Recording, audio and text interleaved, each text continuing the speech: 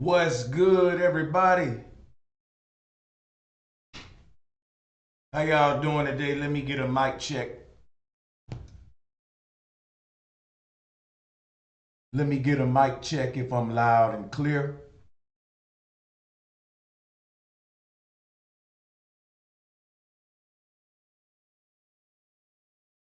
Mic check, mic check.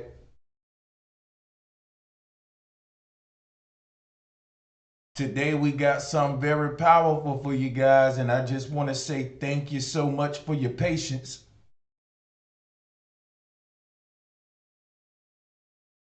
I got more ones than twos. Therefore, I'm going to continue with the stream under the impression that you guys can hear me loud and clear. What am I doing? I got a way to check my own audio now, and I don't even use it. Let me check it out. What am I doing? Oh yeah, we good. All right, so like I said, we got a powerful subject for you today. We're gonna be dealing with supreme mathematics, and we're gonna be syncing this idea of supreme mathematics with the ancient concepts of creation and how everything began, because creation itself is founded upon mathematics, which is the language of the divine. Shout out to everybody that's been supporting your brother. I see my brother Harry Guzman out there, Harry Guzman out there, as well as a lot of more people that be supporting. Appreciate y'all and everything you do. You know who you are. I don't want to keep y'all waiting. I'm gonna get right into this thing because I already started late. So, talking about supreme mathematics and the goddess Amma, which is the Dogon tribe mother goddess. This is their primordial deity. And this goddess Amma had an egg, and we're going to be talking about that egg today. So, let's get right into it. On the screen here, what we see is a picture of the hen's egg. Now, this is just a basic layout of a hen's egg. But what we're also looking at here is Dogon, the Dogon version of Mama Amma. She had an egg, and the Dogon actually had a drawing of what that egg looked like. And what I'll do for you guys is I'll show it to you real quick. Also, have a slideshow at the end of this that's going to tie everything together. Throughout this stream, I will be changing the stream up quite frequently. What I ask is that you bear with me as far as time. Real quick, I'm gonna put this drawing up, and this is from the Dogon tribe, one of the elders in the Dogon tribe. We'll put that in the bottom right corner. When asked to draw Amma's egg to the anthropologists, this is what they gave. And what I was doing was saying to myself, what is the Dogon drawing here? Now, the inside of a hen's egg look just the way we see in the background. And in the bottom right corner, we got the Dogon cosmic egg. Now, what we're doing here is something called as above, so below. See, the Dogon's depiction in the bottom right corner is giving you cosmology in the form of an egg. And what I literally did to do as above, so below is, since I live down here on earth inside of this big old cosmic egg, how can I see a mini version? I got somebody cutting grass. Wow. Can y'all hear the people cutting grass? Is it that bad? If it is, I'll wait on them to finish what they doing. But if we can keep rolling and we can keep rocking, give me a one real quick. They cutting grass in the background, man. We can play some music. It ain't gonna take them long or whatever. But if I can keep rolling, I can keep rolling. You can put the 1. Oh, okay, cool. Say you can't hear. Good shit is on. So we talking as above, so below. How can we see nature make a miniature form of an egg and study just a regular egg to sync that with the earth we live in? We're going to be doing that today, talking about the ripple effect and supreme mathematics, how all numbers were born from zero. Zero represents infinity. Numbers start and end with infinity. Let me say that again. The numbers start and end with infinity. We're sandwiched in between infinity. And the earth we live in is a bubble. Think of a bubble in the ocean. And there's a bunch of bubbles in the ocean. What's surrounding the bubbles is the ocean itself, the ocean water. The earth is a huge bubble that sits in a primordial cosmic sea of magnetic energy. And it's basically a neutral point, a void within that primordial sea where we're able to have a habitable zone. Now, there are many bubbles in this primordial sea that we call planes of existence, just like ours. And we're going to be talking about this today. So what we're looking at on the screen is what that will look like. Inside of these bubbles, it would be a layered type system where you will have kind of realms within realms all the way till you get to the most innermost one, which would be the seed realm that pitched the entire tent outward from the first place. Like putting a seed in the ground and that little seed pitching a tree outward, a huge tree outward. That's what the earth is. A huge ripple effect starting from the point of singularity. But what do we mean by Amma's egg? Just what the Dogon drew here in the bottom right corner is basically a ripple effect enclosed in a magnetic torus field. And that's what we're going to be talking about, because the ground we walk on is said to be separated by magnetic barriers within barriers, like an onion. And that's what we're looking at when we cut open a hen's egg, so we can see nature's fractal work visually, as above, so below, in the form of the Dogon drawing of the cosmic egg in the bottom right corner. And in the background, we got the structure of the hen's egg. This is your ripple effect. Now, keep this in mind as we move on throughout this series, this whole layout, because this is the same layout you would get if you cut open a simple cell. If I were to just cut open a cell, and we're going to be talking about cell Earth today too, because cell Earth is very true. Earth is a huge cell. And that cell was also portrayed as an egg, and we're going to be talking about a little bit of the etymology of the word egg, because the word egg translates to the word edge. The edge of the earth is the egg of the earth. We start touching on that egg shell. What is that shell? It's a magnetic torus field.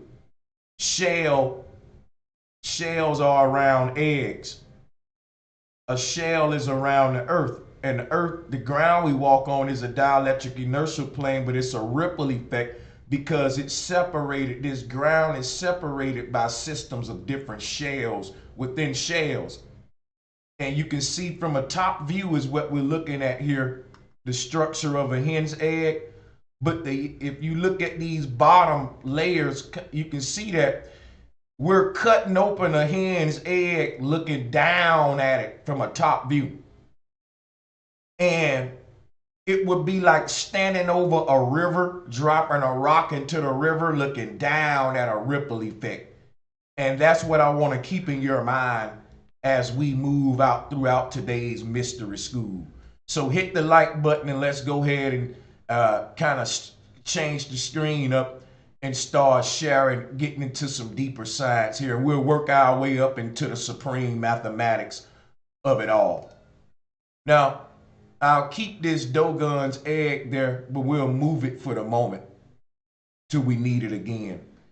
Now I'm kind of unorganized now, meaning I don't know what order to work in. So if I seem like I'm bouncing all over the place in no particular order, it's because I am. I didn't have much preparation time. So bear with me though. We're gonna get all the lesson out there, and trust me, you will be able to understand it and replay this and gain insight. Now,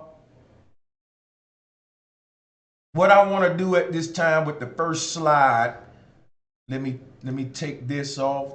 Take this off. Let me go here and excuse me, sorry for the interruption there. I'm gonna cut my phone off out of respect for you guys. I'm gonna go ahead and turn my phone off. Bear with me. They ain't got like you don't want to turn off.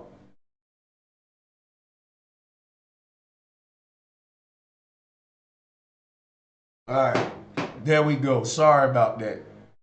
All right, now what we want to do now is screen share, and that's not the screen we want. I'm gonna add this one.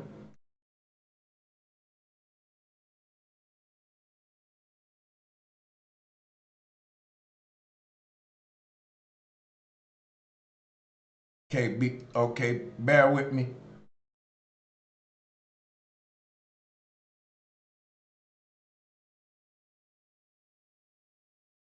All right, now what we're looking at now is just some nice artwork.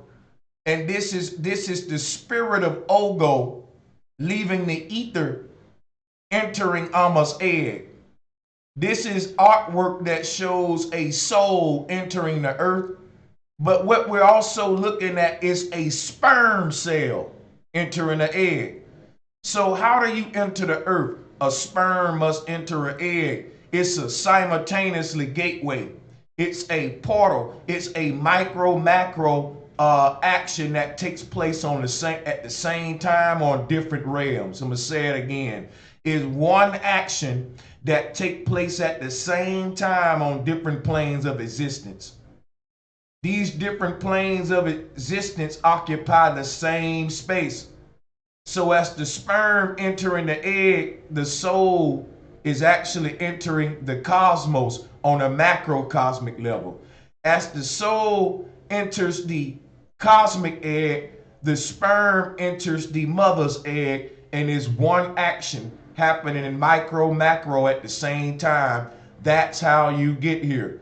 Now I want to start us off right here for an introduction, so that we can get these concepts in our mind. Now, the people out there that's cutting grass is really annoying me. They sure enough picked the right day to cut grass, and I really want to go out there and tell them something, make them stop. But y'all did say that you couldn't hear the people cutting grass, so we'll ignore them. I'm gonna continue with the presentation. Now, I'm going to actually read to you a small interpretation of the Dogon's creation story and explain to you what Ogo is. Ogo is another word for the sperm cell, but we're going to work our way up to that. And we're going to be basically getting into sacred geometry about all of this, foundating this whole presentation on sacred geometry and the arts surrounding Amma's egg and the mythology surrounding. All right, so I want to change this now to my first collage. I don't want to be too redundant. Collage number one, like I said, no particular. I know which one I need first. I need the egg first. We're gonna go with this collage first, and I'm gonna cut my camera off.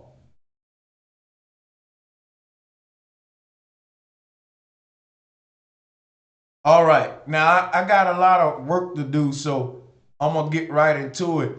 In this, what we're gonna do right now is just go over this collage as kind of, like I said, an introductory to the symbolism and sacred geometry surrounding the cosmology of Amma's egg. And I hope I'm not using too many big words here, but that's what we want to do, get familiarize ourselves with the layout of the mythology and the artwork surrounding Amma's egg, syncing it to other concepts around the earth that deals with cosmology so that we can get a clearer perspective. And after we do this, we'll read a little bit of the mythology and then continue to do more sacred geometry and syncretism and etymology. Now, this collage in front of you, we're going to start on the far right. In the far right corner, you see trees growing from a seed. And beneath those trees growing from a seed, you have a depiction of the Big Bang Theory as modern scientists give it to us. And beneath the Big Bang Theory, just a simple bullhorn. You familiar with that? All right. Nothing too special there. Now, to the left of this red box, we're dealing with the top portion. To the left of those trees, you have artwork from the Kaj altar. And it looked like two number 8s split by a tree trunk. That is, the Kaj altar is in the Mali area. And this is some of their inscribed artwork. And what you have is basically what became the biblical story of Moses' staff splitting the waters, the separation of the waters from the waters. And that's an engraving at the Kaj altar. And beneath that, we're going to talk more about that separation of the waters from the waters. We're going to talk more about that. Now, beneath that is this simple ripple effect. Drop a rock into the water, you'll see that. Now, beneath that ripple effect is a Dogon altar. And if you look at that Dogon altar, it itself looked like a ripple effect. It looked like a system of houses within houses. What are the Dogon teaching us about as above, so below? The earth is a sanctuary. So when they build their sanctuaries, they mimic the cosmology of the earth. As above, so below. Earth is one huge ripple effect. Now, we're going to talk more about that, but we're just syncing the imagery right now. If you look below the Dogon altar, there's a goddess with a long tail, and the tail is wrapped around her whole body. And this is another way of saying you are connected to your aura, and your aura is wrapped around you. The same concept of the human bioenergy field wrapped around the human body and connected to the body. It's the same concept of the North Pole going through the earth, but also forming a shell around the earth. All is connected. So think of a pineapple. The stalk runs through the pineapple, but also runs outside of the pineapple to connect with the skin and form a barrier around the fruit. And it's all connected. It's one huge number 8, one huge torus field. So keep that in mind, the number 8, because we're going to be talking about the symbol of infinity and the splitting of the waters from the waters, showing you the nature of reality. So this goddess with the tail wrapped around her became the Ouroboros. If you look to the left of her, another version of that in Hindu is something called a Naga or Nagini. Now, that is the same thing as the Dogon mother goddess Amma, but in a Hindu form, and there are many Naginis around the world. These are personifications of the earth, personification of the earth, Gaia, you know, the great mother, starting this ripple effect of life from the center. So her tail is basically her children. Think of a mother duck leading the ducklings. Her tail spirals around her and it forms that ripple effect, because basically what she's the personification of the original vibration that spoke into existence, the elements. And then the elements, from the elements come everything else. It's a big ripple effect. And from everything else come everything else. And from everything else come everything else. But it all come from that point of singularity. that disturb those primordial waters, and by disturbing them, creating a ripple effect pattern on the surface, and that disturbance is what we call life. Everything occupying space is a rip in the ether or a disturbance in the ether. Okay? And everything creating a bioenergy field around it is another way of saying you are a disturbance in the ether. But it's a beautiful disturbance. It's like a radio signal. You're a beacon of energy. And all of these beacons of energy stem from one trunk, like all the branches of a tree does.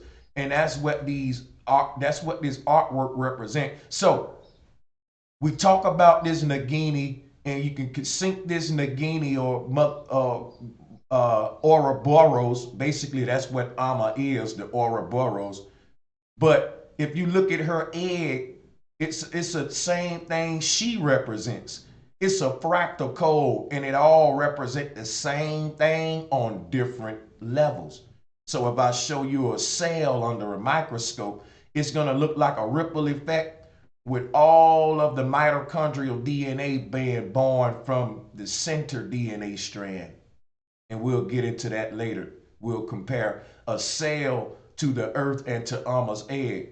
Now, if you look at Amma's egg in this collage, above Amma's egg is one of the oldest cave art drawings on earth, and it's called the Mystery Labyrinth. Well, it's no longer a mystery today, because what I'm here to let you know, it only became a mystery when they stopped teaching flat earth, and all of the knowledge of the cosmos became mystery schools, occult knowledge. So with Monday morning mystery school, we take away the mystery out of it. And what that mystery labyrinth is a system of, it's a maze system, but it's not a maze. It's actually a ripple effect starting from the point of singularity. Now, what splits that circle is a pole. We looking at the cave art at the top, right? It's a ripple effect. It has a bunch of little circles or ripples on each side, showing you that there are many cosmic eggs throughout the multiverse. But we're zooming in on ours, which is in the middle of them all. And what I want to break down to you is that you're looking at you're basically looking at a ripple effect on the surface of the water. And beneath that ripple effect, you would have a upside down triangle. Basically, when you drop that rock in the water, it's going to make a dent in the water. So there's going to be an implosion. The water is going to have a dent in it. And if you was up under the water looking at that dent, it would look like a cone of air. At the same time, you have a triangle pointed downward. You have a huge pile of water forming up in the middle of that dent. And it becomes a triangle of water. You have two things happening when you drop the rock into the water. You have a dent being made and a mountain being made, and they occupy the same space. This is your 6-pointed star. This is one triangle pointed downward, one triangle pointed upward. You have a push and a pull occupying the same space. And when that happens, a paradox is created. Whenever that happens, something magical happens. A paradox is created. When you have a push and pull, if I ask you right now to inhale and exhale at the same time, you wouldn't be able to do it. But if you were to be able to do it, a paradox would happen. A glitch would happen in the matrix. You see, so that's exactly what created the duat, the hyperboloid.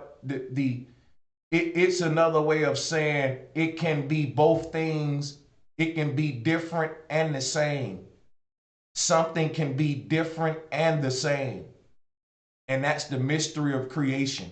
Everything is different, but it all has the same fractal code. And once we start getting into this, we unlock the mysteries of nature. So we'll talk more about that code later, but we got to go over this collage. What splits everything in existence is the center of magnetism. Everything in existence that's holding a form has a point where all of the energy that creates it balances out. That's the concept here. On a macro level, that would be the Earth's North Pole. If you walk in a building, there's a point inside of a building where all the walls and the foundations balance the energy out. And without that point, guess what? The building will fall apart. So the four walls of the building rest on the ceiling. And the ceiling is what seals the entire building together and keep the energy flowing from the top to the bottom, balancing out the tension so the building just don't fall apart on itself. See here? Once you put the roof on it, it seals the four walls together. That's why it's called a ceiling. And that's what we want to talk about here today, because Amma's egg, the shell of Amma's egg represent the great seal. In a minute, we'll be looking at some symbolism to bring that home. But let's work our way around this collage. So we look at the mystery labyrinth cave drawing in the top of the Earth ripple effect dielectric plane that we're walking upon being split by the pole. That pole runs through, it's a vertical pole that runs for infinity. And if you think of a shish kebab, each vegetable that's stuck by that stick represents a plane of existence. This is like your chakra are planes of light. And these planes of light beam outward from the chakra point, and it creates a bowl beneath it and a dome above it, so it looked like a number 8. And each chakra is a different color, creating its own bowl and dome, so it looks like you're clothed in a rainbow of color. It's like you're in a multi-layered shell, and each layer is a different color because each layer is being created from a chakra point, and that chakra point is lined along the spine. And as that light beams out from that point, it makes an egg around the body. Now, what am I telling you here? The earth is the same thing. The ground you're walking on is born from a chakra point at the North Pole. And if you were to walk to the North Pole, you will reach the edge of the earth. And remember that the edge of the earth is the egg of the earth. If you do the etymology for the word egg, which we're about to do here in a minute, you'll see that egg is edge. So why is the edge of the earth the egg of the earth? Because when you reach the North Pole, you reach a gateway or a cosmic elevator that leads out into the multiverse. This leads to the egg's shell. And the shell is what we call the egg. Once you crack the shell, the rest we call the yolk, the yellow yolk, the white yolk, different things like that. But in totality, it's called the egg. Once the egg is broken, it's no longer called the egg. It's called a chicken or whatever hatched from the egg. But while it's in its egg state, it's the seed state. It's in its seed state. And that's something you want to grasp, because the Dogon's concept of the great mother's egg, of Amma's egg, is a representation of the cosmos in its seed state, in its infant state. Keep that in mind, that when the Dogons speak of Amma's egg, they're talking about the cosmos in its infant state. It'll be like talking about Brother Sanchez when he was a baby. Okay? It'll be like talking about a tree when the tree was a seed before it was a tree. So that's what we're going to be doing here today. talking about the very conception of Earth in its emphasis stages, what the ancestors said was going on. And that's what this collage is helping us do. All right. So as you look at this collage and listen to me talk, your mind should be tying it all together automatically if you looking at this thing and actually trying to understand me. So we're still looking at this cave writing with this old labyrinth. And what you got is a ripple effect. And that vertical pole is coming from the sky down into the ground, splitting this cosmic edge that we call Earth from from the moment it is conceived to the moment it's start to reaches its very boundaries at the bowels of Sheol. If you think of a bubble in the ocean,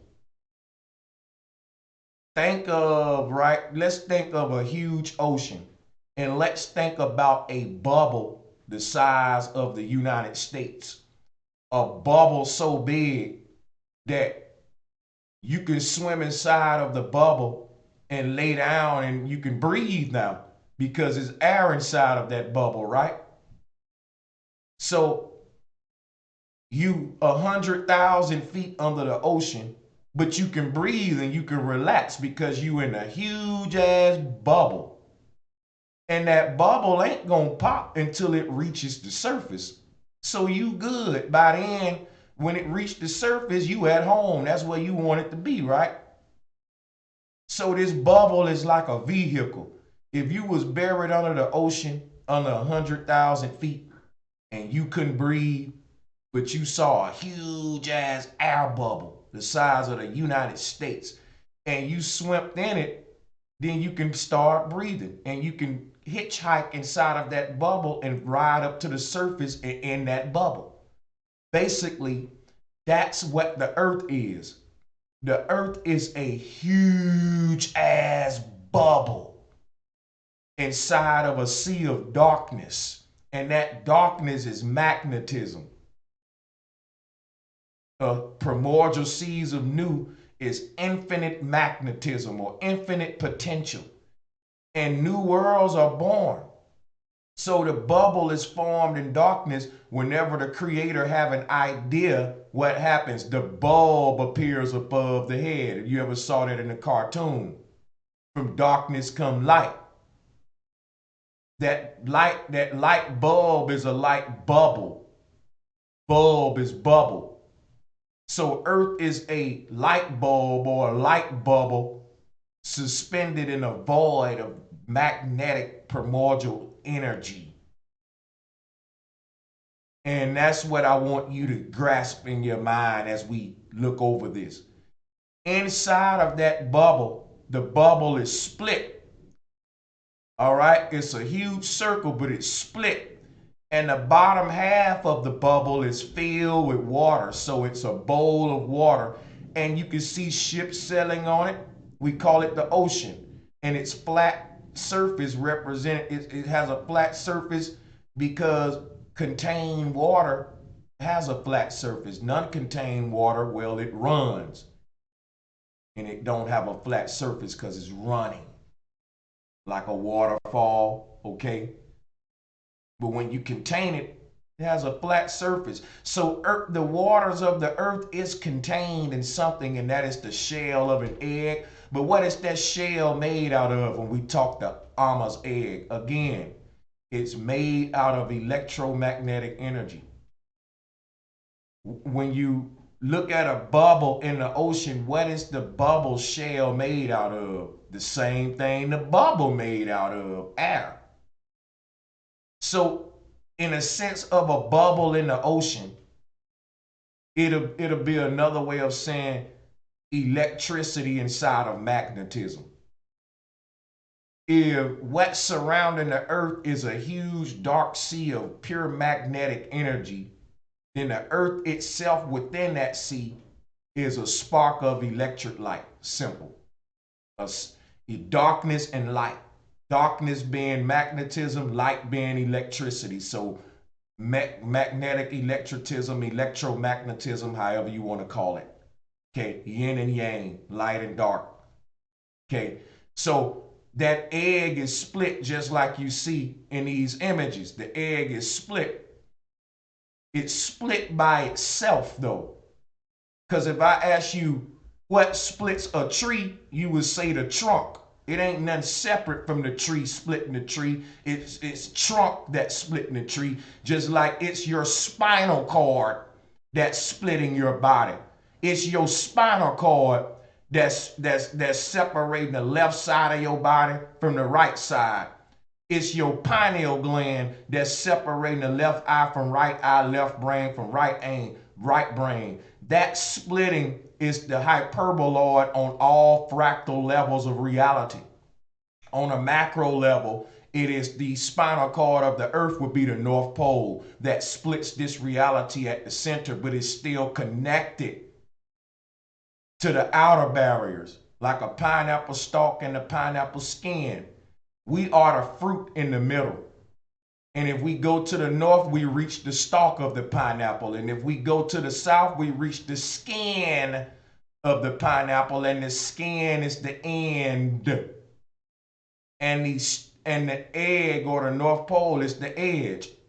So you're going to reach the same destination traveling inward or outward because you're in the middle of a paradox, my friend. This egg is a big paradox. It's many things and different things at the same time, and we're going to talk about space and counter space in the other parts, in the later parts of this series. We're going to be dealing with, I'm giving you supreme mathematics because this show you how one and infinity is the same thing. You say, man, infinity is so much. That's a large amount of numbers, but infinity is still one thing. It's called infinity. That is singular. But within this singular thing called infinity is fucking plural, plural, plural. I mean, it's called infinity. It's infinite, right? But it's singular. It's weird. It's hot and it's cold at the same time. It's boy and girl at the same time. It's inhale and exhale occupying the same space. And that's the mystery of creation. The moment they don't occupy the same space, you enter the split or the multiverse. When the body is no longer serving the soul, they split from each other and you exist in a split state. So we got to keep reiterating this when we talk Amma's egg, because the egg is a seed. The egg is the dung beetle rolling that egg. This is reincarnation. That's why I always bring up the reincarnation concept. Now, let's look at this labyrinth up here, because we're talking about how this vertical pole splits the ripple effect. And you can see it in Amma's egg. Now, when you look at Amma's egg, and let me flip back to a bigger picture of it. We're going to break this up into parts, people. And I will be going live back to back with this same subject till we complete it. Sorry for the black screen. Here we go.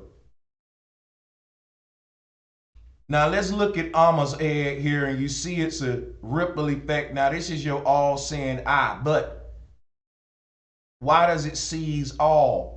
Because that dot in the middle of the ripple is actually a vertical pole. It appears like a dot because you're looking at it from a top view. All right, a flagpole is a tall flagpole when you're standing in front of it, but if you're right above it in a helicopter, the flagpole it looks like a dot, and that's what we have going on here. All right, so that dot is a pole. The pole is a hole. It's a pole and a hole at the same time, at the same place, because it's a paradox. You say, how can it be a pole and a hole? It can be that because it's a paradox. That's the mystery of the North Pole. So think of a straw. It's a pole and a hole. And It allows energy to go through the pole and around the pole like a number 8. And that's how all the elements renew themselves to maintain infinity. Because when we talk infinity, you don't create more of infinity. How do you create more of infinity? You can't create more of infinity because it's infinity. Ain't no more of it. It is all of it. It's infinity. So how does infinity maintain infinity? By constantly renewing itself. And that's the mystery of the North Pole.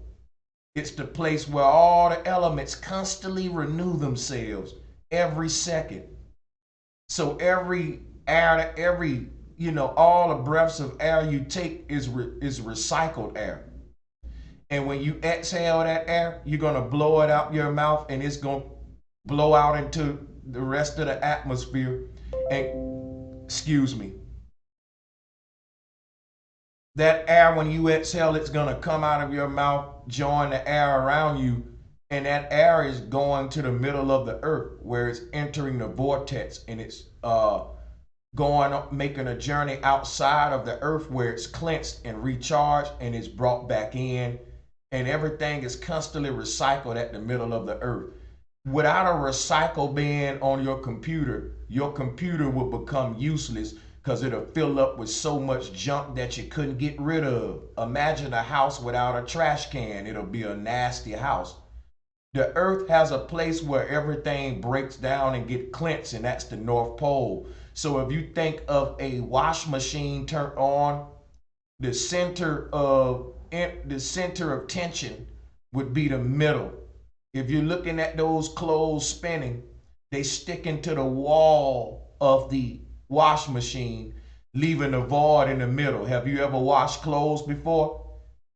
That middle void, when those clothes are spinning, represent negative space or a hyperboloid that needs to be there, because if it wasn't there, if there wasn't a small, see, if you stir up a pot, it's going to automatically make a dent or a hole in the middle.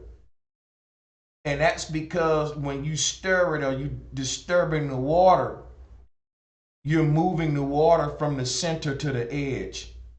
And as you stir it, you keep stirring it from the center to the edge. And as the water moves from the center to the edge, it makes a number 8 type spiral pattern on the surface of the water. The moment you stop stirring, there's nothing making this number 8 recycling pattern or this spiral pattern. So the water becomes still and stagnant. Now the best water to drink is stirred water.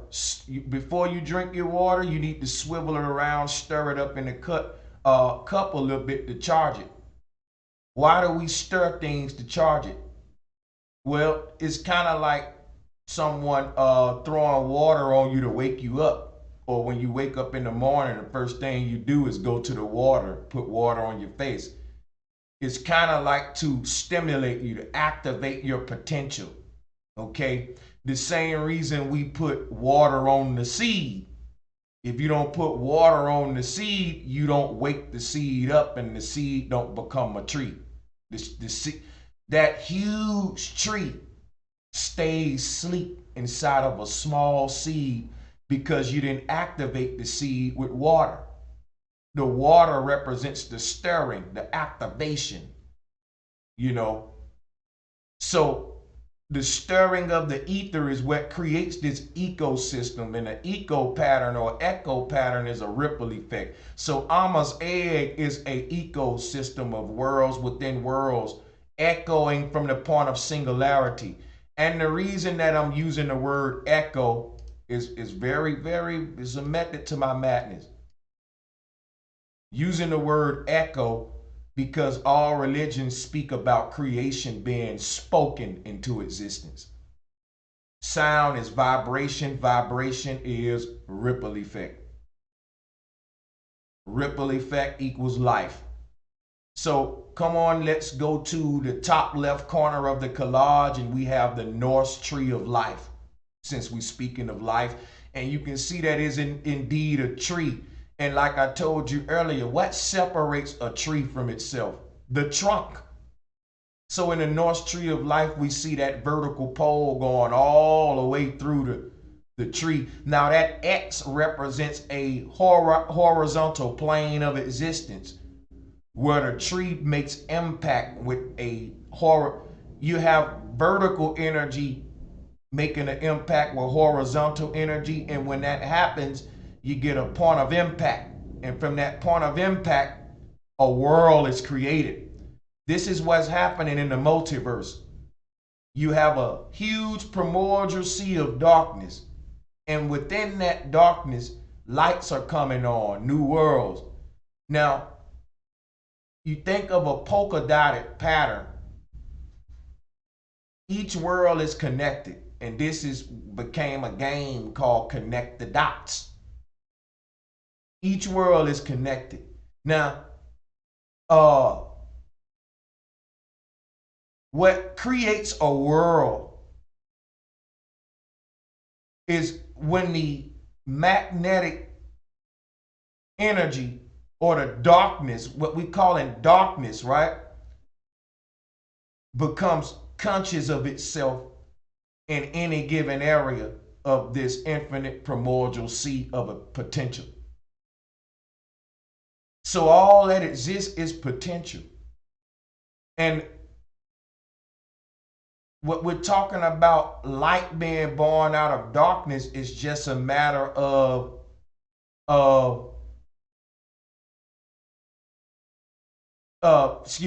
light being born out of darkness is just a matter of potential being exercised. Or another way of looking at it would be when the creator become conscious of its lower self. So you get all of this talk about fallen angels. So what do we mean by this? The creator exists in pure potential, neutral potential, magnetic energy, infinite sea of it. And the creator is a fractal concept, but what do we mean in this dark sea? At any given area of this dark sea, light can be born just by the creator becoming conscious of that area. Now, this may be confusing, but think about what I'm telling you real quick. The creator is infinity, and infinity is omnipresent. It exists, it is what it is, it's everywhere. I mean, infinity is infinity. Do I need to define it? If the creator is infinity, once the creator acknowledges any particular part of infinity, it falls from its infinite state and a world is created. I want you to think hard about what I'm telling you right now. Darkness is the creator is infinite darkness, infinite magnetic energy of potential. Darkness exists all around us. There's no edge of it. Darkness is all there is. It's infinite. Everything exists within the darkness. Nothing exists beyond the darkness. You exist within the darkness. With that being said, if the creator represents the infinite darkness, then the creator is always experience an infinite reality. Meaning, if you ask the creator where it is, that'll be a dumb question. If the creator is infinity, the right question would be, where is the creator not? Because infinity is everywhere. So if the creator exists in an infinite state that is omniscient, the moment the creator perceives itself in one particular part of that infinity, it just reduced itself from infinity, folks. Do y'all hear me? Do you hear me? This is how the creator projects light worlds out into the darkness and leaves infinity to create a finite world within it. through projection. It maintains its infinite state, but within this dark sea of infinity, once the creator say, hey, I'm over here in this area, a world is created instantly. Because the creator exists as the all, an infinite sea of darkness. Once that infinite sea of darkness start to perceive itself in a particular location of itself, it forgot that it was infinite. So the creation of a world is basically the creator forgetting that it's infinite, making a finite version of infinity. Because these little earth eggs are infinite, but they're still finite. They are small little eggs or little light bulbs in the darkness, but they will shine on forever. It'll never stop. So even though it's finite, it's still infinite. It'll never die because the source of it won't die. Each of these little stars in the sky are cosmic eggs shining in the primordial sea.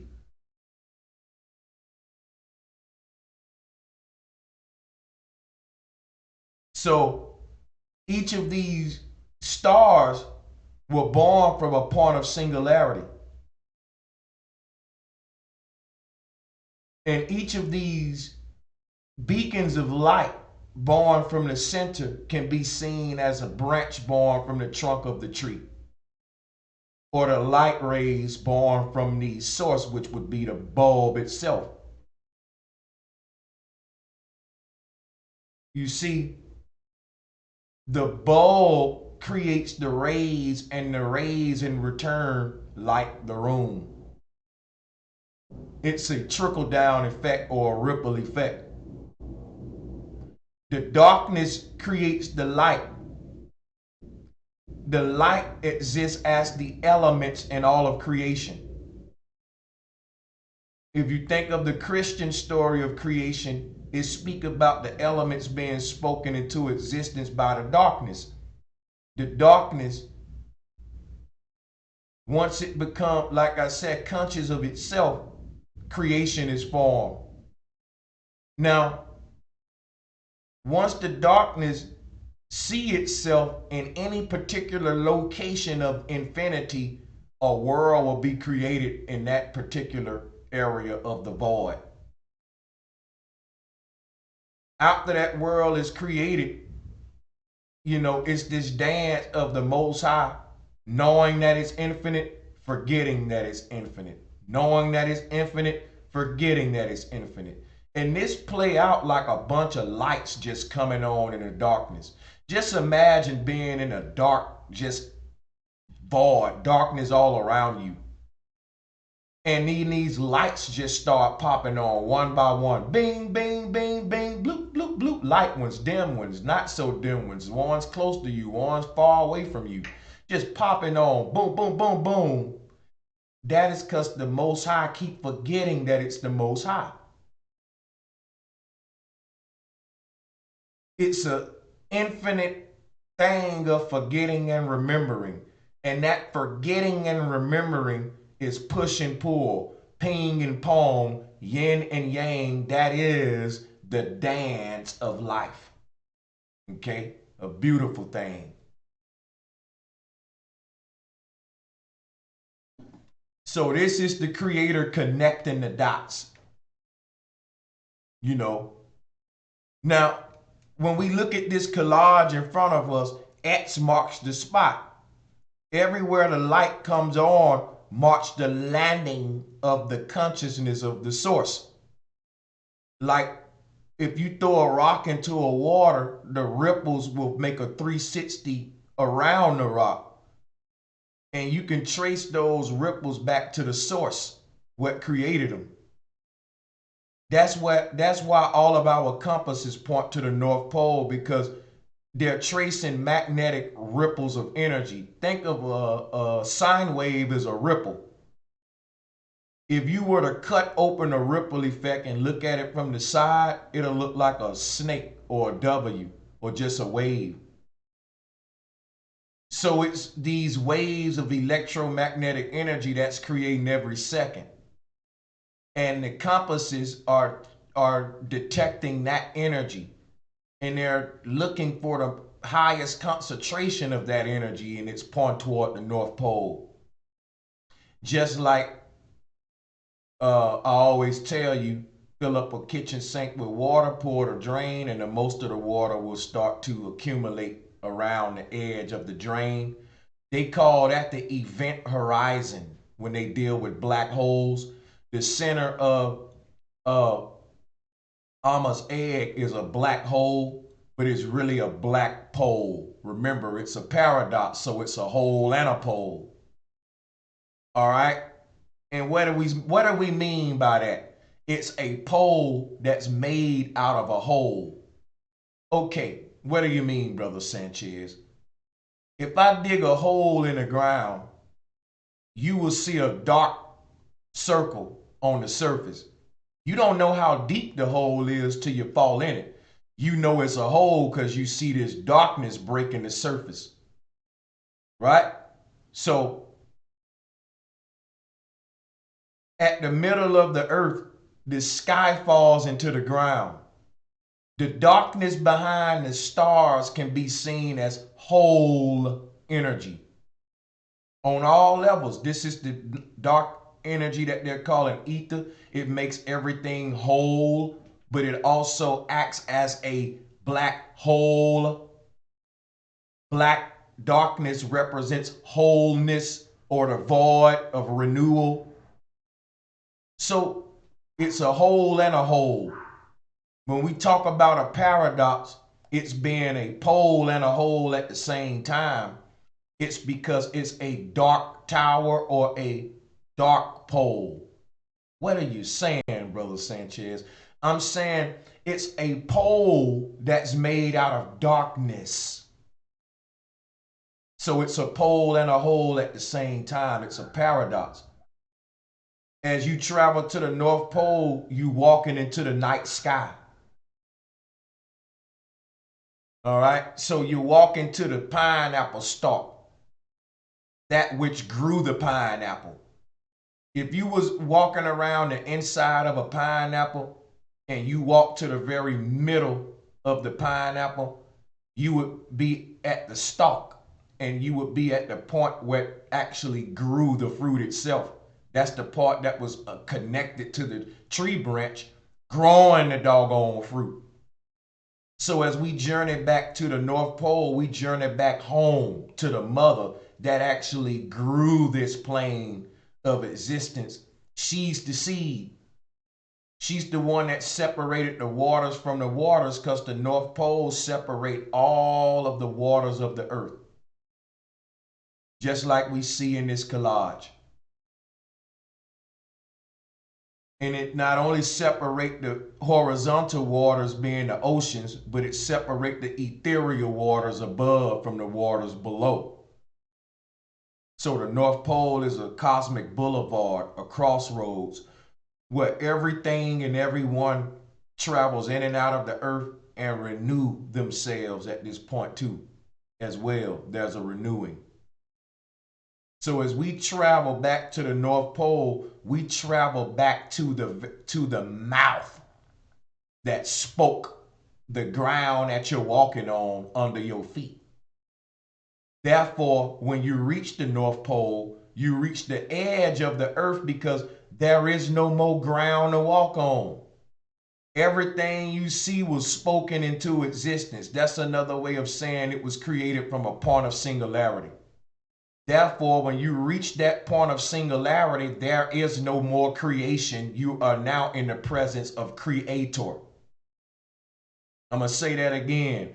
Once you reach the edges or the eggs of the earth, because the edge is the egg, you leave the creation and you enter the presence of Creator. So when you make it to the North Pole, the ground runs out. Why? Because everything is sound vibration being spoken This very moment you breathe, this very moment being spoken into existence from the center of the earth. So when you go back to the center of the earth, you walk into the mouth that's speaking this reality into existence. You start to, the ground runs out, and whatever the mouth of God looks like, that's what you start to see. But you're now reaching the end of creation and making it to the mouth, that big mouth of the creator that spoke, that's making the ocean water go around it. All of the waters of the ocean are going around a point of singularity, but no one can go to that point because they got a huge barrier around it, stopping us from seeing exactly what the sun and moon is going around. Now, this collage in front of you show you what it's going around. All the ancients been there, and they said it's all going around the hyperboloid that they call Amma's egg. When you reach the North Pole, you reach Amma's egg or Amma's seed. Her egg is a seed. When that seed go in the ground, it grows outward horizontally. Listen to me, y'all. The seed goes into the ground. That's a vertical action, up and down type action. It goes from the top down into the ground. Once the vertical action happens, the horizontal action happens, and the seed grows outward horizontally. It makes so this whole process is a cross. Everything assumes this great crossing in and out of existence. Vertical travel and then horizontal travel, like entering a building, getting on a vertical elevator to reach a horizontal floor to walk around.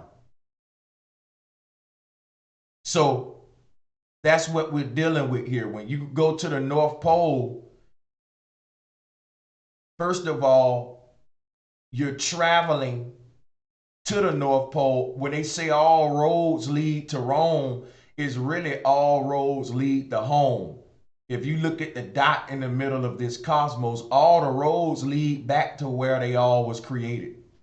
So basically what we saying here is Amma's egg is the seed, and all the roads that lead back to the seed are the many, many roots that grew outward from it. So as all the humans journey back to the North Pole, they will have to follow certain magnetic ley lines.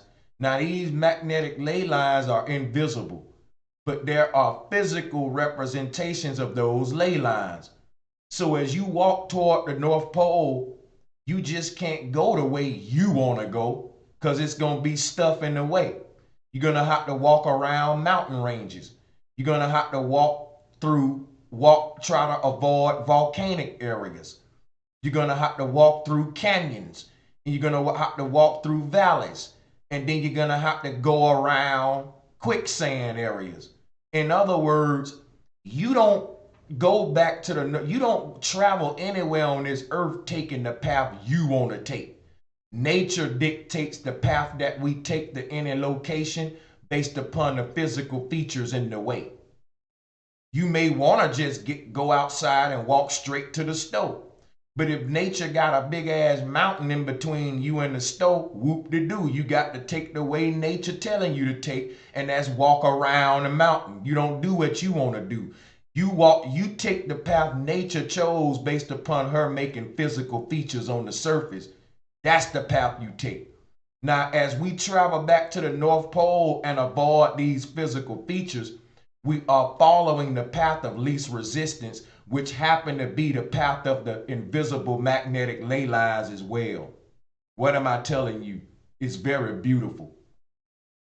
It's not a random route. As you travel from any location toward the North Pole, all the obstacles that you got to go around that create the path that you ultimately took looks like a vein.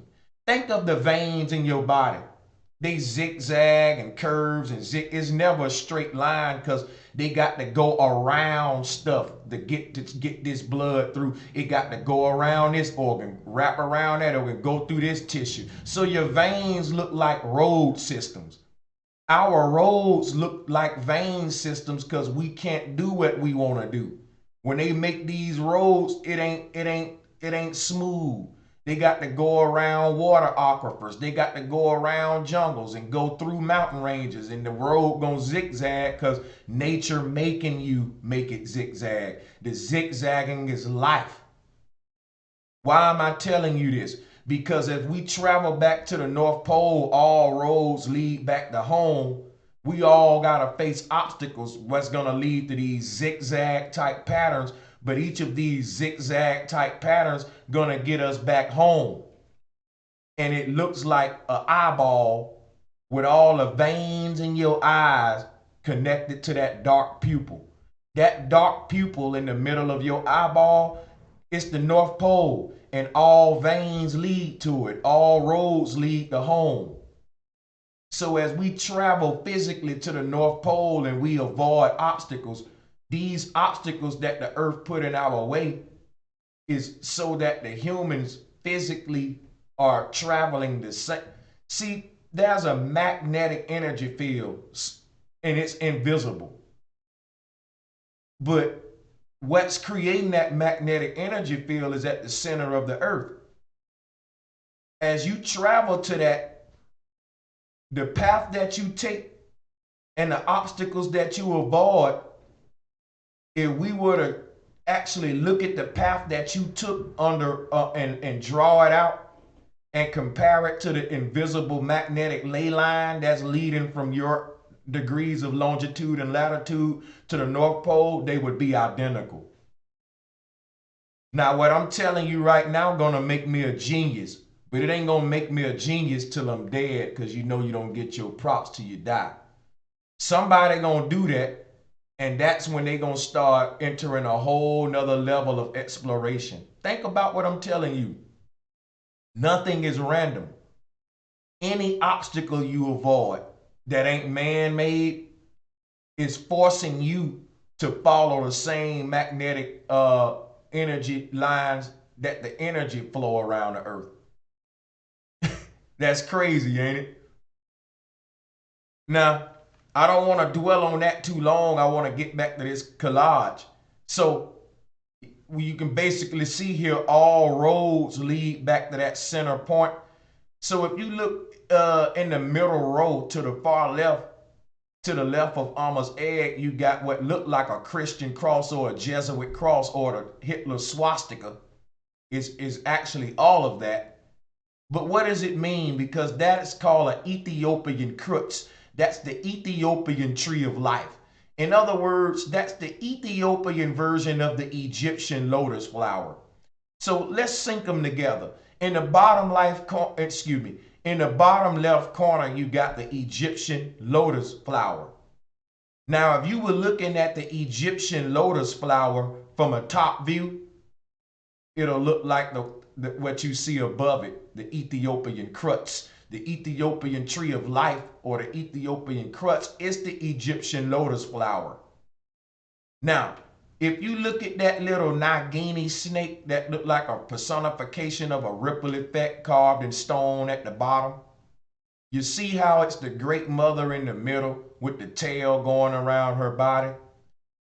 What you're looking at is the lotus flower from a top view. All right? Now, all of the images on the far left in that vertical column are different forms of the tree of life or the flower of life. The top left one being the Norse one, beneath that being the Ethiopian, beneath that being Egyptian. This yellow box, yellow vertical column to the right of that has the labyrinth at the top with Amma's egg beneath it and a Hindu Nagini at the bottom. And Nagini is used to explain Hindu origins. So you can see what the Hindu did was personify the egg to just a little serpent deity, or they just personified a ripple effect.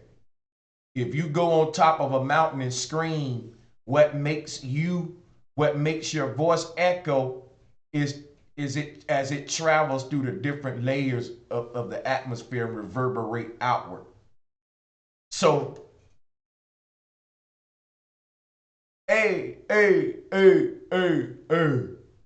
how that would look on paper, it would look like a tree growing. So if you look up in the top right corner, the first A, what gave birth to the echoes, is the seed. So if you go on top of a mountain and say, hey, that first A came out of your mouth and it copied itself in the ether. It made infinite copies of itself. And it said, hey, all the way up to you couldn't hear it no more, but it's still echoing. No sound goes away. Everything you ever said is still being said. Sound just dies out. It fades down and gets silent to a point you can't hear it no more. But everything echoes for infinity. You just don't hear it no more. Now, the seed is representative of the mouth, because if you was on top of that mountain, wouldn't be no echo if you don't open your mouth. If you don't say A, then you don't give birth to this huge snowball effect called echo effect. You don't start that echo effect. But once you open up your mouth and you say A, now you just started a whole, you can't stop it now. You can't undo that. Once you say A, it's gonna echo A,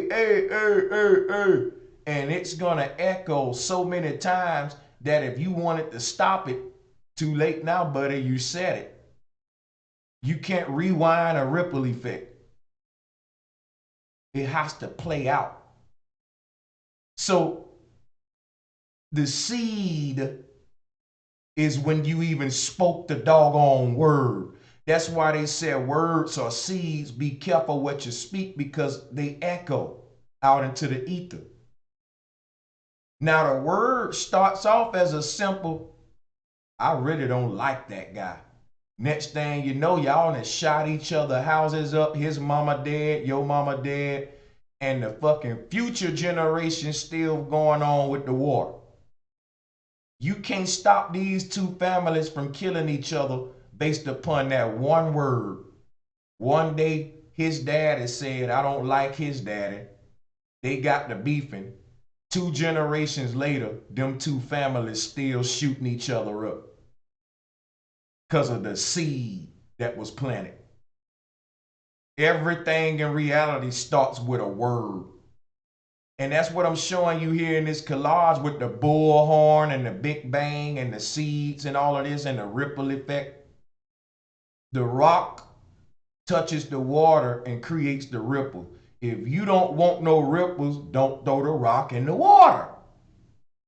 If you don't want certain things to manifest, don't say them out of your mouth.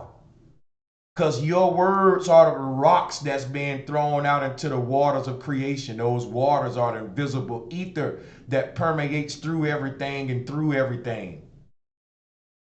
Is omniscient. You disturb it every time you open your mouth. You vibrate it. So be careful what the vibration is, or what the sound vibration out of your mouth is. So go on top of a mountain, you say A. And that's the seed. After that, it just grows. And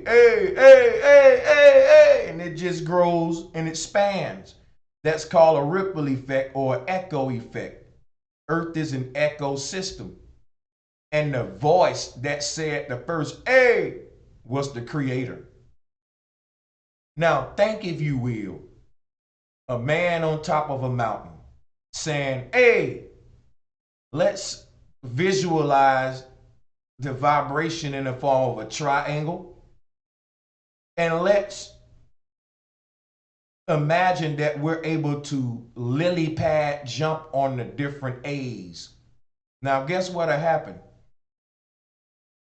If a man on top of a mountain says, hey, and it expands outward like I'm telling you here, Let's just say me and you are able to take a ride on that sound as it travels. And we're able to rewind those words back into his mouth. And we're hopping on the first echo, starting away from him. Meaning, hey, the most outer one away from the mountaintop. We're gonna get on that echo sound, the last echo, the outermost one, the widest one, the furthest away from the speaker. We're gonna start on that one. We're gonna stand up on top of that last echo, and we're gonna rewind his words and travel back to the source. Where would we end up? We would ultimately end up back in his mouth. That's why I say when you travel toward the North Pole, you're traveling toward the mouth that spoke this reality in existence. The very ground you walk on is solid and physical because it's the sound vibration of the source. If you follow this ground back to the point of singularity where the compass is telling you there will be no more ground. That's why they call it the edge of the earth. You will now be at the mouth that spoke the ground into existence, or the seed, or what the Dogon call Amma's egg. Everything that grew outward from that egg is just the branches. So what happens if an ant follow a root all the way from the tip of the root to the source, where the ant will end up inside of the tree trunk, because all them roots going outward, you know, they spread outward horizontally.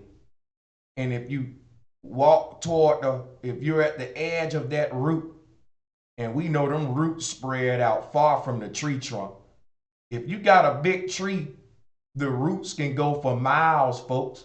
So if you under the ground at the edge of one of them roots at the tip of it, saying, okay, I'm gonna trace this root back to the source, it can take you for hours in the jungle to trace that tree root back to the real trunk, which tree it is. Because big trees expand their roots outward far.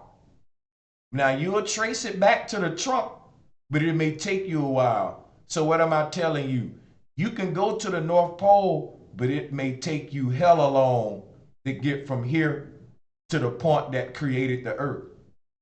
And there's so many lands that was taken off the maps that we'll talk about later, showing you just that. The North Pole is a journey from here. And as you go there, reality slowly breaks down into a dreamy like state the closer you get there, to the point where when you get all the way there, it's just pure darkness, because everything breaks down back to the mouth. Again, we're walking around the echo. This reality is a rain that was born from the center like a ripple effect. But going to the North Pole would be going to that rock that dropped into the water. You would enter darkness. That's a vortex. Okay? So you're never seen darkness before in this reality. Darkness do not exist in this reality because you're inside of a light bulb. And at any given time, you're going to have at any given time, you're going to have the light of the moon or the light of the sun, either or. But you will never be in complete darkness. The only way you can experience total, complete darkness, or what they call non-ether, is walking into the pupil of the eye at the North Pole. So we're walking around a huge eyeball, and the darkness is really at the center of the eyeball or the pupil. No one that lives on this earth has ever experienced true darkness outside of REM sleep.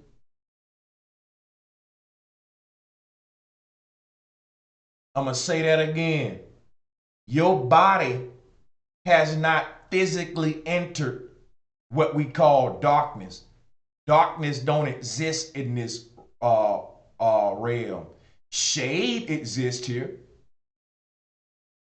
Yeah, you can create shade, but that's not darkness per se. There are different forms of this world is full of light, and what's surrounding this world is darkness. Now, within this ball of light or this light bulb that we call it Earth, it's lit the hell up. It's lit up. Now, to say that you can experience darkness in this light box is foolish. You can only experience shade. True darkness is only experienced in REM sleep because true darkness is a portal. You get what I'm telling you here? You can only enter the true darkness the same way you can enter the true light, from within. That's why I said nobody here has experienced true darkness other than REM sleep. Everything else is just shade. You say, Brother Sanchez, groundhogs live up under the ground in darkness. They don't live in darkness. They hide themselves from light, but that's not darkness. They in shade. There's a difference. There is different forms of darkness. That's why they speak about triple darkness. 3 different layers of darkness. All right, there's 3 different layers of darkness. And of course, that first layer is a gray area called what some people call purgatory. It's a shaded area where you don't even know if you in darkness or light because it's the gray area and it's shared by darkness and light. It's the area where they start to split outward. How the number 5 when you go up is large numbers. The number 5 when you go down is small numbers, but the number 5 itself is medium. That's that gray area. Now, countdown 4, 3, 2, 1, 0 would be the different layers of darkness, and count up from 5, 6, 7, 8, 9 would be the different layers of light. I'm giving you the concept of Amma's egg. It's a holographic egg, people. It's holographic. Light behaves like water, so we have a ripple effect of light. All right, so what I'm telling you here is think of your belly button. Your belly button looked just like this, and it was connected to your mother. You didn't know what your mother looked like, but that cord that connected you was connected to her, and without it, you would have died. Same thing. You don't know what's out there beyond the darkness. You don't know what it looked like, but without that North Pole that connects us to that darkness, Earth couldn't be here. There is no real darkness here. We experience the real darkness when we die and we walk through the valley of the shadow of death. That's darkness. But you were born into light and you come from the death or dark realm. Darkness don't exist here. Only thing that exists here is shadows. And that right there is just a lesser form of darkness. Everything here got a lesser form of itself. Like the body is a lesser form of the soul. The shadow is a lesser form of the subconscious or the dark body. The true dark body is the ethereal body. True darkness is the ethereal plane. When you come into this light world, darkness only exists here in the form of shadows. But to truly enter pure darkness, the absence of light, is to leave the earth itself. You can't be absent from light while you're living a life. The word life literally translates to light. You're in a holographic light box and it's surrounded by true darkness. So true darkness don't exist within the light box. You know what I mean? You can have crevices of shadows within that light box, but it'll never be true darkness like that which surrounds the light box. It will be a lesser form of it. Like I said, existing in the form of shadow. Okay? but it's temporary darkness, meaning the shadow can is only there because you're obstructing the light. The darkness I'm talking about that's ever present is ethereal darkness. It's gonna be there no matter what. You can create shadows and you can destroy a shadow, but darkness itself can't be created or destroyed. It is what it is. I am that I am. It's the primordial sea of potential. And within this primordial sea is said to be eggs of existence. And this is how we get back to Amma's egg. There are many Amma's eggs within this primordial sea of darkness, and we're in one of them. So as we look over this collage and we understand that when you look at Amma's egg, it's that void at the middle of the egg that gives birth to the ripples around it. And if you look at the tree growing from the seed, the tree grows around the seed. The seed don't disappear when you put it in the ground. When you put the seed in the ground, the seed becomes like the North Pole, and all of the branches and roots now anchor themselves from that seed and grow outward from that point of impact. So the center of every tree is where the seed hit the ground. What am I telling you? If I give you an apple seed and you put the apple seed in the ground and you come back years later and it's a huge apple tree, the trunk of it so big you don't even remember exactly where you put the seed exactly, you can find the exact location where you exactly drop the seed at in the ground by finding the place of the tree where all the roots and the branches trace themselves to. Put it this way, if you go up under the ground of a tree, you're going to see many roots. But as you follow the root back to the center, it's going to turn into one big root. All the roots at the bottom of the tree connect to one big point. And that's how you find out where the seed was planted at. Why? You say, I planted this seed right here. I planted this tree, but the tree exists in where the trunk grew from is where you planted the seed at. So what I'm trying to say here is trying to find the seed's location from the roots will lead you back to the trunk. All the roots of the tree connect at the trunk where you drop the seed at. That's how powerful that little seed is. The place where you drop the seed is where the trunk connects with the roots, is where the heavens connect with the earth. The upper part of the tree represent the heavenly aspect. That's the part that's taking energy from the heavens. So that's the upper chakras. The lower chakras, the root chakras, taking their energy from the earth. So the top of the tree pulling from the sky and the bottom pulling from the ground. And the point where all this energy meet is where you drop the seed and started this paradox. When you drop that seed in the ground, you set off a figure 8 perpetual energy device.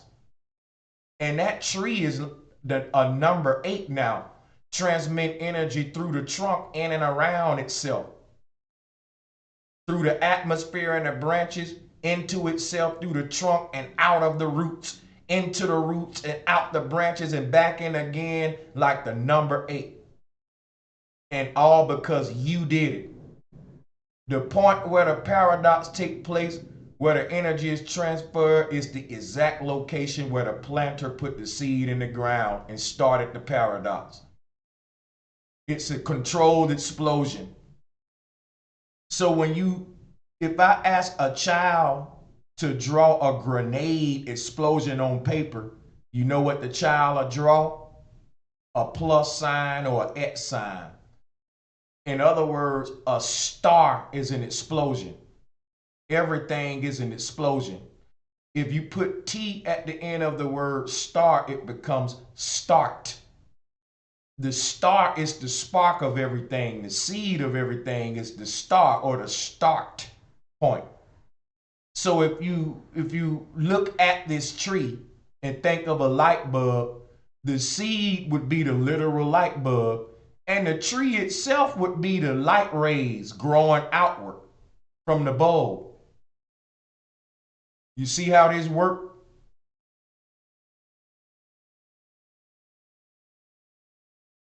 It's a ripple effect type situation where, you know, you got the light bulb and the light rays, the singular aspect and the plural aspect of the same thing. You got the seed, which is the singular aspect, goes into the ground and becomes the plural aspect because the word tree is three. Tree is T-R-I, tree is Trinity, trident, tree, becomes something plural from singular, from a singular point of impact. Then the earth is a huge tree of life that was planted by a planter or the seed. Now, traveling to the North Pole is walking back to the seed that grew the tree. That's why I said there is no tree once you get to the North Pole, there's only seed. You get it? You get it? All right. If you follow your compasses to the North Pole or the source, don't expect to see uh uh more land and you know, don't expect to see anything that's made out of the four elements when you get to the North Pole.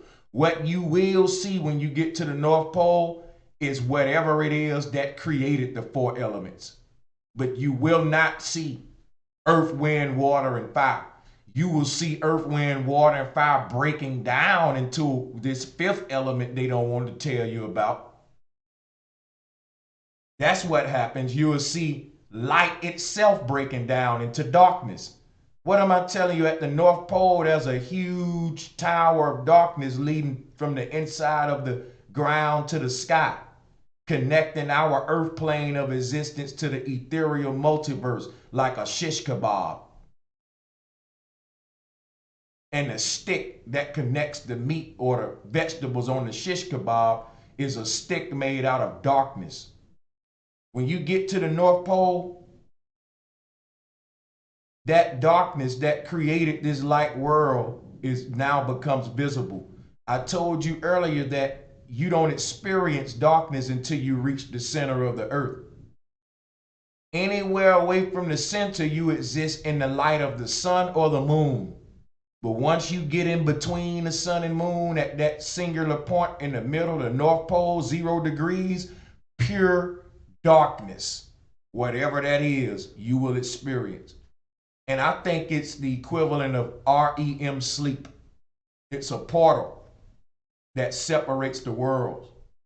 So I think if you were to physically go in it, what'll happen to you would be the same thing that happened in a dream or something. You will just wake back up in another realm or another portal where that one lead outward. And I believe what determines where you wake up at is wherever you think. So you can be like, okay, I want to go to the Bahamas. But instead of taking a boat from the North Pole to the Bahamas, since you close to the North Pole, I think many of the ancestors was using it like a teleportation system where they can travel. So if you was close to the North Pole, you didn't have to take a boat to go all the way out to certain outer areas. You can go into that void, think about the Bahamas, and pop out in a certain portal that they had created there. So the ancestors was creating dark portals, little miniature CERN portals. They're trying to do that at CERN. And it'll be like little shortcuts where you can enter one and come out the other one, you know. So the ancestors were doing that. A lot of these pyramids and stuff, a lot of these secret chambers of the earth are places where the ancestors achieved the impossible, and that's to create little dark holes inside of this light world. And whenever they poke little dark holes inside of this light world, that's like CERN technology, a wormhole. They can go in that and come out the North Pole, or go inside of the Bermuda Triangle void and come out the void in North America. Go inside of that one and come out the one in Africa. It's like teleportation. And this is real natural technology that man is now trying to reverse engineer. That's why I'm giving you Amma's egg, because this is a concept scientists are familiar with. They've been reverse engineering this ancient technology. This ancient technology was told in the form of mythologies, so they made us think the ancients were dummies when the ancients were really at the forefront of all the shit they call sci-fi was a real reality to the ancients. Now, we're not quite through with this collage, because what I want to show you to prove my point about modern scientists is I want everybody to take a look at this collage at the Big Bang depiction. If you look at how they got the Big Bang depicted, it is a ripple effect with all the ripples coming from the point of singularity. And that little triangle coming from the ripple effect represent the sound waves of the creator. The dot represents the mouth. Just like I told you, if we was on the mountain, and it's crazy because they got a man thinking at the edge of that cone. And that was kind of like what I was trying to tell you. If we were actually riding the sound vibration of a man who was speaking on top of a mountain, and we started from the last echo, you would be exactly where the guy is thinking on the Big Bang chart. There's a guy at the edge of the little bullhorn. That's where you would be. That's anywhere you are inside of that arch, away from that point. You're going to ask questions like, what's at the center of the earth? Because you're away from the center. So, like I said, as you travel to the North Pole, you re-enter the point of singularity, or the mouth of the source that's speaking reality into existence. Okay, it'll be like a student in the hallway listening to a principal yell on a bullhorn. The principal is telling that student, come here, get your butt over here now, come here. And the student is following the echo of the principal down the hall. The student hear the echo from down the hall. By the time it reached the student, it's wide. Now the student follows that echo to the mouth of the principal, and as it does that, the sound changes. The sound is no longer wide, it's narrow. Now guess what? If you standing right next to the principal, you can't even hear how loud the bullhorn is. Did you know that? Take a bullhorn, talk in it, stand next to the person talking in it, and it's not loud to you. It's not loud to the person speaking in it, because they are behind the sound. They're generating the sound. So the sound go through the bullhorn, and as it goes through the bullhorn, it's amplified outward, and as it travels outward, it expands until it dissipates and becomes silent. But as you trace that expanded sound back to the source, the sound becomes narrow to the point it's not even loud anymore. If you stand next to someone on a bullhorn, it's not loud. You're hearing their regular tone. They're not yelling in the bullhorn. They're talking like I'm talking, and they letting the bullhorn make it loud. You don't have to scream in a bullhorn. The bullhorn is going to amplify it for you. So when you stand next to the principal, you don't hear that loud yelling that the children down the hall hear. To them, it's loud as hell. They like, damn it, Principal Clark, can you cut that thing off or cut it down? You're standing right there next to the principal. It's not loud to you because you're in the presence of source. That's what happens at the North Pole. The sound of life becomes a single theme. It's no longer spread out into a wave. You'll now reach the seed, the creator. And that's what it would be like to journey back to the North Pole. So as you look at this collage, I'm going to give you guys about 10 minutes to look it over. And then we'll come back with the second half of the live presentation. And in the second half, we'll start it off by calling out super chat donations. And then we'll take another 2 hours to wrap this first portion up. This is going to be an extended series.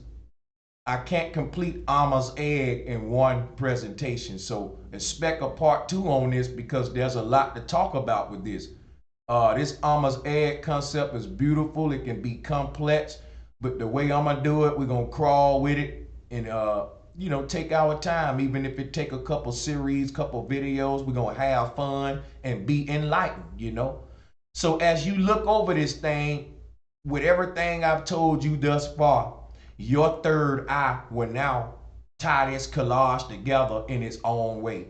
So before we go into the next portion of the lecture, I'm gonna leave this collage on the screen and let you kind of mentally go over it yourself and play some music. And when I come back, we'll go further into the program and we'll just use this collage to refer back to as a reference point. All right. So with that being said, I'm gonna take me like a 10-minute break and I'm gonna let y'all enjoy the chat room. I may get in the chat room for a minute with you. But we're going to take a break a minute. We're not through streaming. We stay with us. We're going to be live for about 4 hours. All right?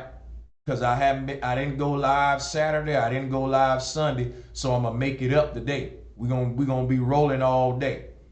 So, yeah, let's get in the chat room and kick it for a minute. Take us a break and we'll get back up here on the slides.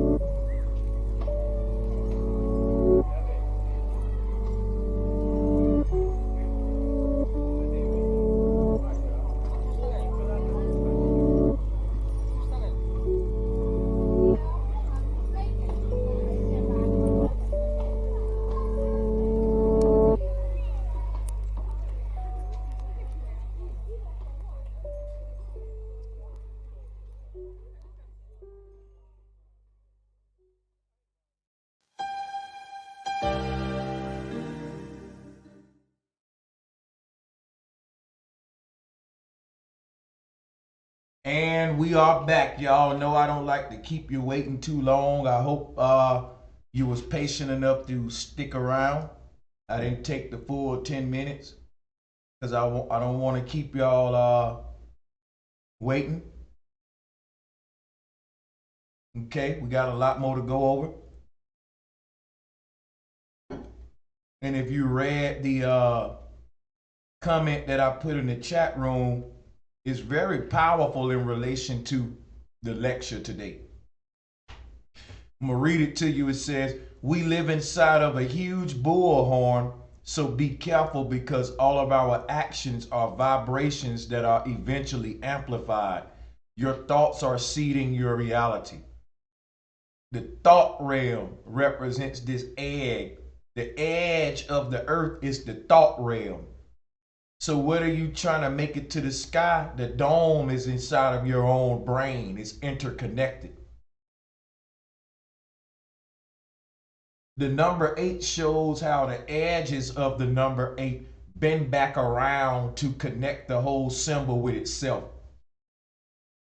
So that's why I said when you go inside of the North Pole, you basically go inside of your own mind and come out outside wherever you want to be in the collective.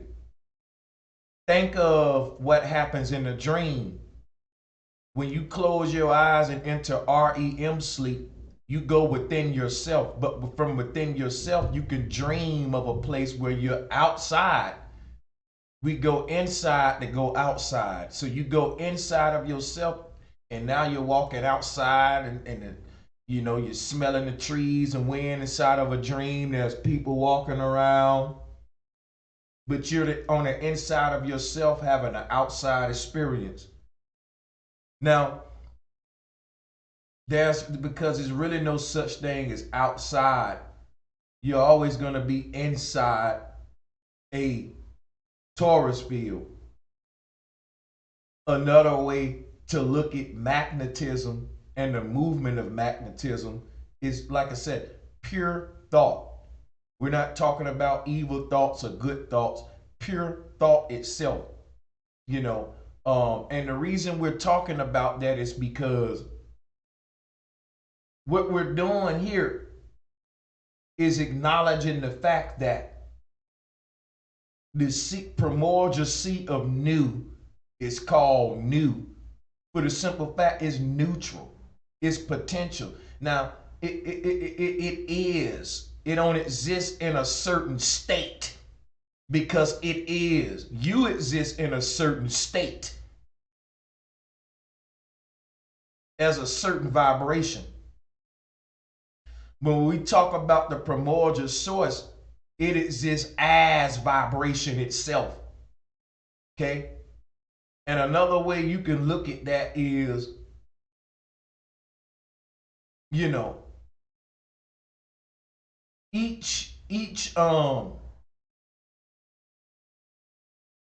each bubble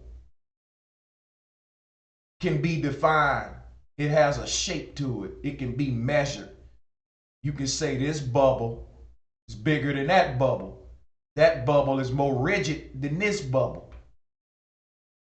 So it's definitive. When we talk infinite, is non-definitive. You can't define something infinite. So it'll be like comparing an air bubble to air itself. You can't compare an air bubble to air itself. When you speak of air itself, that encompasses all bubbles, all burps, all farts. I had to give you that one. I'm just got to be funny now. I got to have a little humor there now. But you get my drift. Okay? It is what it is once you start dealing with air itself. Okay? When you start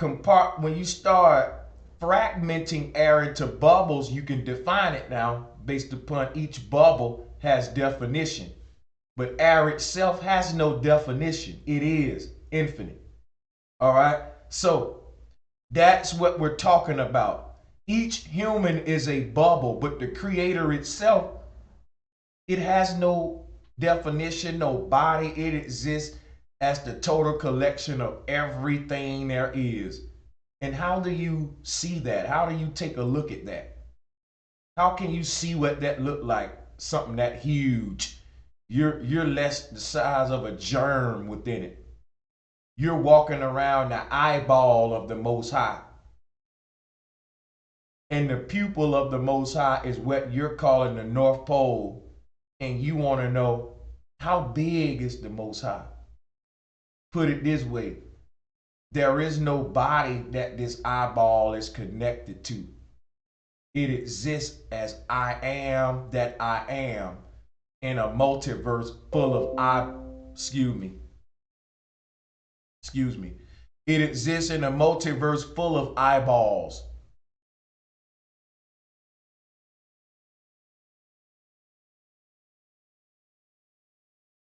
All right. So you ever saw the cartoons where they have the darkness, and in the darkness you can see all of these little green eyes? That's what we're dealing with. Earth is a green planet.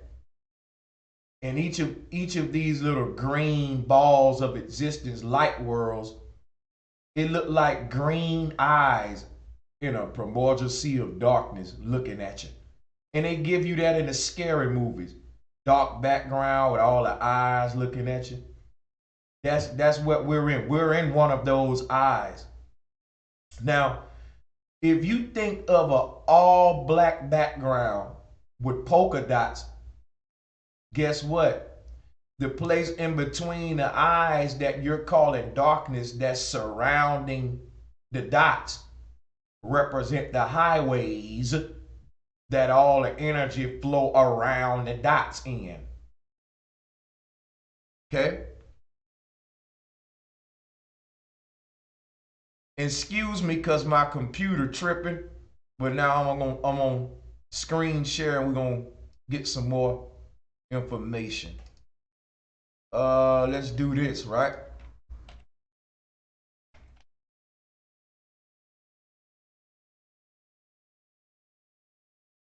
See, all that black space in between them dots represent the ether or the cosmic highway, the crossroads.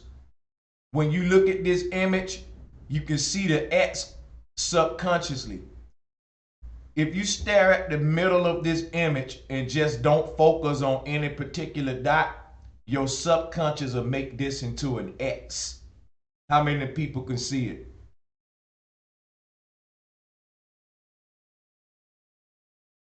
Crazy thing about it, right? Your brain does that automatically because X is the symbol of source. Target. X marks the spot. So the crazy thing about this right here is each of them white balls represent a cosmic egg, and we living in it. Now, when you exit one of them eggs and enter the darkness, you enter a highway system. Yeah, all that dark space around these eggs is the highway system that thing, all the life that leave these earth planes or these little earth eggs is traveling around all of these eggs like a highway system. Once a soul leaves one of those white little balls, what happens is it sees all of these different balls and it start, whichever one attracts you to it, you're born into that world in another mother inside of there, like a symbiotic action. What happens is when you leave the body, this is how we see the multiverse. Each dot represents a different earth egg. Now, you exist as a macabre or a spirit in the multiverse. But as your spirit finds an egg that it's attracted to, the right color, the right vibration that attract your spirit, it goes to that egg. And at the same time, your spirit going to that particular cosmic egg, scientists looking at it in the laboratory like a sperm going to an egg. As above, so below. It's happening above, but it's happening below at the same time till it connect both worlds and you solidify here. All right? It's a marriage taking place. So you see it acting out as you just died, and I'm in the spirit, and I see all of these different earths, and I'm picking one of these different eggs. But we see you as a sperm cell swimming around in a lady, but you perceiving yourself as a spirit in this dark place in the heavens, but it's all connected. It's all one, it's connected. What's up there is down here. So that's why I want to pull this up, because that darkness represent the reaper, the crossroads, the area where that's like a highway. Listen, you don't sleep on the road. You get in your car and you use the road to get you home, but we don't sleep on the highways. The same thing with the soul. When the soul leaves out of one of these little earth eggs represented by the white dots, it don't sleep in the dark area. That's the highway. It travels the valley of the shadow of death to a new home. And it sleeps in that home, and it plugs in, and it sleep in the womb of that mama for 9 months. It come here as a baby sleeping like a motherfucker, because the soul journeyed, man, what they call light years to this place. It's an infinite sea of earth eggs separated by the darkness, which serves as the highway. This is magnetic energy and electric energy. Now, the deep thing about it is, soon as the baby is conceived, it is conceived in a sleep state. Nothing sleeps unless it has been drained of energy. And that's a fact. Nothing rests in nature unless its energy has been drained, or unless it's just a lazy ass dirtbag who just lazy as hell. But the purpose of rest is to regain energy that was drained. So when a baby come here sleeping and resting for months, that means it was drained of a hell of a lot of energy on the journey of that soul through the darkness, man. Your soul moves like a bullet, faster than, listen, we talking the speed of sound. This is how fast your soul travel. Your soul travel the speed of sound, vibration, the speed of thought, vibration, which is instant. Thought is sound. The fastest form of anything is thought. The fastest anything is thought. Thought is instant. And this is how the soul is traveling at thought speed through infinite measurements. You can't measure this because it's across infinity. So by the time that soul lands in an egg where it's comfortable at, it done passed so many eggs that it said, nope, not that one, nope, not that one. I don't like the color of that one. Ooh, that one's scary. It's moving real fast and the color is frightening. So you keep on moving through the dark sea. None of them eggs don't attract you. All of them eggs look like, ooh, I don't want to go in that one. Oh, let me go away from that one. That one ain't good enough, almost. That one's gloomy. Every egg you pass by may be somebody else's heaven, though. But eventually the soul travels through the darkness and it sees this perfect egg. They call it, now this is the story of Goldilocks. How they said a one that was just right for you. This reality was tailor-made for you. You travel that darkness, you see one of eggs, you've been traveling so long, you think you was never gonna find one that vibrated with your energy. And there it is, in the darkness, you see the egg vibrating at the right color, right speed, and you're like, whoa, I'm going to that one. That's my home. That's what I'm looking for. And you fly into it, boom! You crash right into that thing, and the doctor say, can you see that sperm going into that egg? It just went into it. That's you. Why did you choose that one? That was the one that attracted you. And when you come here, you're tired as hell because it took you so long to find that right one for you. You come here and you're going to be asleep, your body being born. Even after the body's shaped, you come out of the womb sleeping all the time. You just took a long journey. Now, this is the whole concept of Amma's egg. There are many Amma's eggs throughout the primordial sea of Nut. And this is called connecting the dots. Each one of these eggs are connected by what? What connects these white dots through the darkness? If each of these white dots are earth eggs surrounded by magnetic energy, like I said, we don't see no cards attached to them. So what is it that connect these worlds? Guess what? It's me and you. We are the card that connects these worlds. Humans leave one egg and go to another one, and we carry in the consciousness from one of these worlds to the other one. We leave that world and go to another one, and we are connecting the dots. Humans, life itself is the connection between the worlds. If I was able to turn this screen into a Giphy file, and if I was able to show you souls entering and leaving these different eggs, you will see how the dots were connected now by humans living and dying, taking the information from one world to another world. We are the connection. We make the connection between the ethereal and the physical. That's why the human throughout history have been called what? A medium. We are the messengers, folks, that carry the messages of the gods.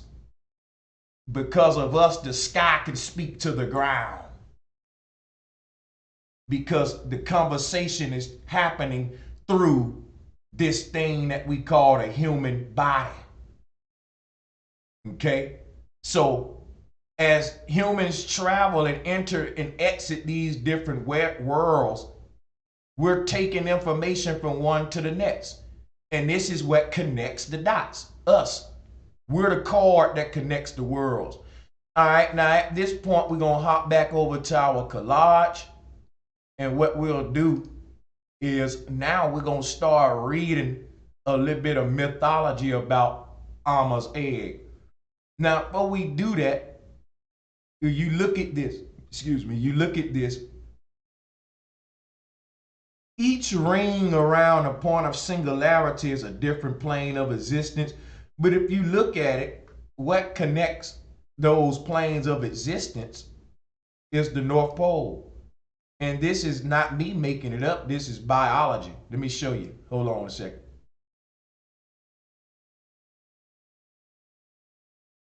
Now, if you look at the ripple effect coming from the center, there's also a river. There's a river coming up out that middle singularity, and it's splitting those planes of existence. It's splitting that ripple effect. They turned this into separating the waters from the waters. This became Plato's Atlantis. Whenever you see Plato's Atlantis with all the ripples going out from the center, they just stealing from the ancients. I already synced Plato's Atlantis to the Tower of Babel and Turtle Island. I hope you've been following me. Now, you can see how all of these worlds are connected by that river that's flowing out of the center. That river that's flowing out of the center, connecting all of them worlds, it's vertical. This can confuse you because you got to keep in mind that we looking at the egg from a top-down view. So the depiction can confuse you. This is what you would get if you cut the egg open and stand over it and look down. So from this view, you can see a pole Because listen, this is what you get when you cut open an onion or an egg. You see the many layers from a two-dimensional aspect. But if you never cut it open, each one is within the next from a three-dimensional aspect. If you don't cut that egg open or that onion open, you got a bunch of circles within circles. And it's hard to see the three-dimensional aspect of that fractal code without cutting it open. But when you cut it open, you lose some of the picture. And that's what's happening now. I'm trying to explain to you a concept that you would see if the egg wasn't cut open while showing you a picture of the egg cut open.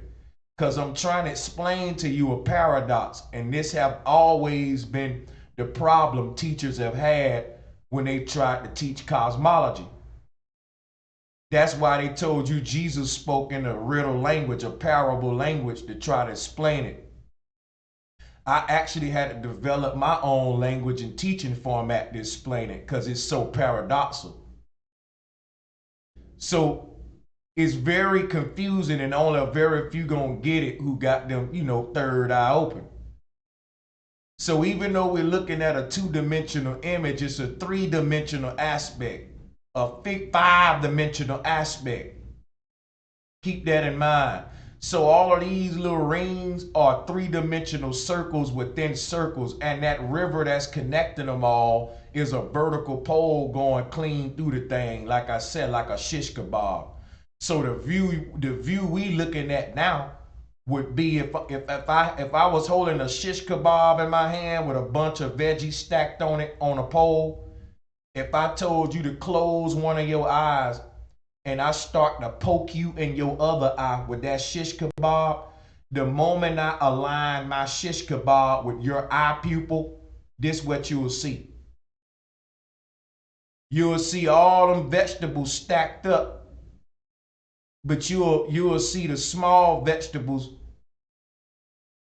in front and the wider ones in the back, like a ripple effect. All the vegetables that ain't that wide, well, you're gonna see the wide vegetables behind those sticking out. So if you got a cherry at the top of that shish kebab and huge, tomato slices toward the back, you still gonna see the cherry at the top, but you're gonna miss part of that tomato center in the back because the cherry gonna be blocking it from the front. But you will get the outer edge of that tomato because it's so wide. And if you start less wide at the top and more wide at the back, like a Christmas tree, sort of, on your shish kebab stick, you will get this image right here in front of you. If I stack vegetables on a shish kebab stick and had the less wide vegetables in the front and the wider vegetables at the bottom toward my hand, and I say, hey, I'm about to poke you in your eye with this shish kebab stick. As I line up that stick with your pupil, you're gonna be looking at those vegetables stacked up like how we looking here, like a ripple effect. And I said all of that so that when you look at this image, you know what you're looking at. It's hard to draw a vertical stack in a two-dimensional picture, okay? And still show you the pole coming up out the top. People gonna be like, what is this? Some kind of hypnotization spiral? You like, no, man, it's a system of rings within rings on a vertical stack, but you just looking at it from a top-down view. That became Amma's egg. That's the Dogon interpretation of the cosmos. So what I'm about to show you now is what I mean about that stack. Earlier I told you that this Dogon version of the cosmos, or Amma's egg, was stolen by Plato.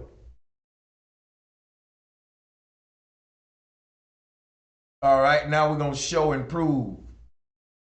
So take a minute to look at the image in front of you. Now we're gonna switch here to Plato Atlantis, the eye of the earth, is basically Amma's egg. Plato copied this concept and gave it to people for Atlantis, so people say, we Atlanteans. No, we are not. Now, this became many things. Here go the Christian ancient Hebrew cosmos. This ripple effect pattern is everywhere. But I'm giving it to you in the form of Amma's egg. Why is it supreme mathematics? We touching on supreme mathematics right now, but I ain't really tying it all together yet because the supreme mathematics portion coming toward the second video. But a little bit of it gonna be throughout this one, and we're gonna tie a little bit of it in at the end of this one. Now the second portion of this series, we started off right in the supreme mathematics. We just playing with the math right now. I'm still doing the sacred geometry and the etymology. That's the kindergarten portion of the supreme math. But we're going to get deeper into the supreme math as the series go. I actually like the sacred geometry and the etymology. You can actually just teach with that alone without going no deeper, and people will understand it because it's still simple. But you know me, I like to be thorough. So hey, bear with me. So yeah, you know, this concept, and it's really the pictures are gonna teach it for me.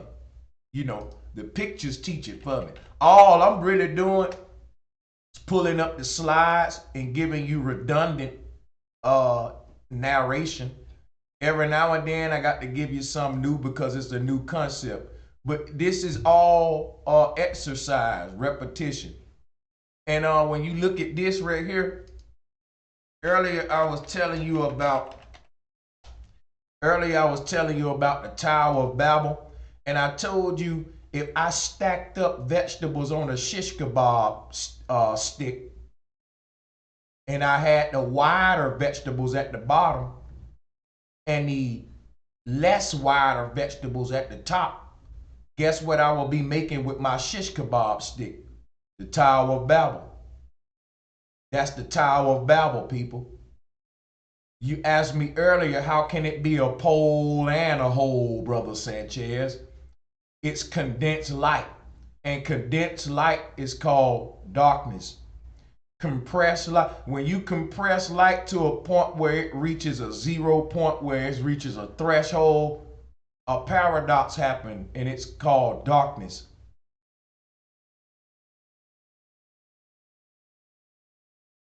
It's that paradox that creates the duat, what we call life, or the ripple effect. It's called a duat because it's created by a split, people. You need to know why you say why we say certain words, so we just don't say them. Now let me go back to this thing so I can show you something. It's called a duat because the pole in the middle is what creates it. Without the pole in the middle, it's one with the all. You get it? If the sperm don't make a hole in the egg, no baby is gonna be born. The sperm got to enter the egg. And when the sperm enter the egg, that hole is called a vault of heaven, the sky vault. There's one in the opening in our sky. We're like sperms inside of an egg. The same way you got here on a biological level, it never ended. Like when you were a sperm cell and you entered that egg, where did you think you go?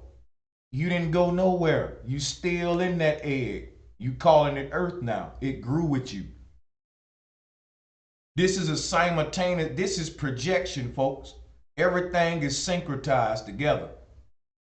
Every human travels to one egg upon death, but the journey appears to each individual in their own space.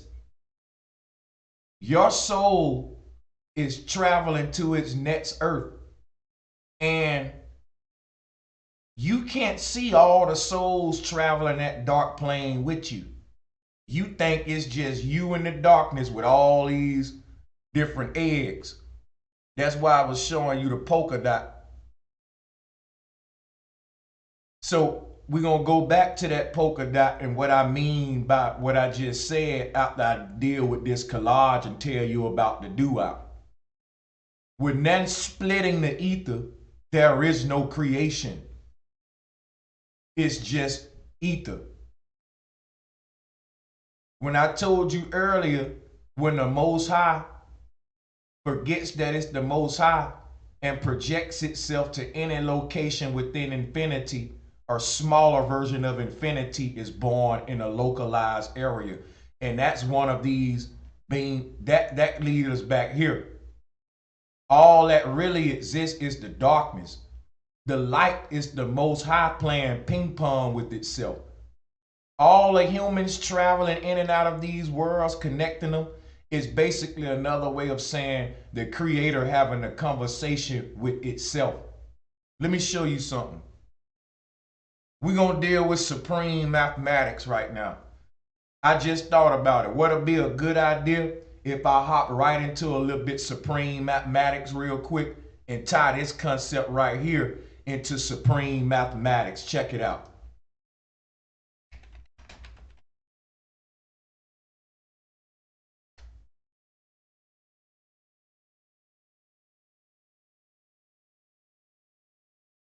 This is how the Most High created the cosmos, by smashing the ether. This symbol became the scarab beetle and the spider, the all-seeing eye. Now, this is very deep. If you stand in a mirror, you get one reflection of yourself. If you stand in a mirror, on the other side of that mirror is going to be one copy of yourself. Now, if you break the mirror, you turn that one copy into many, many copies. Each fragment becomes its individual copy of you.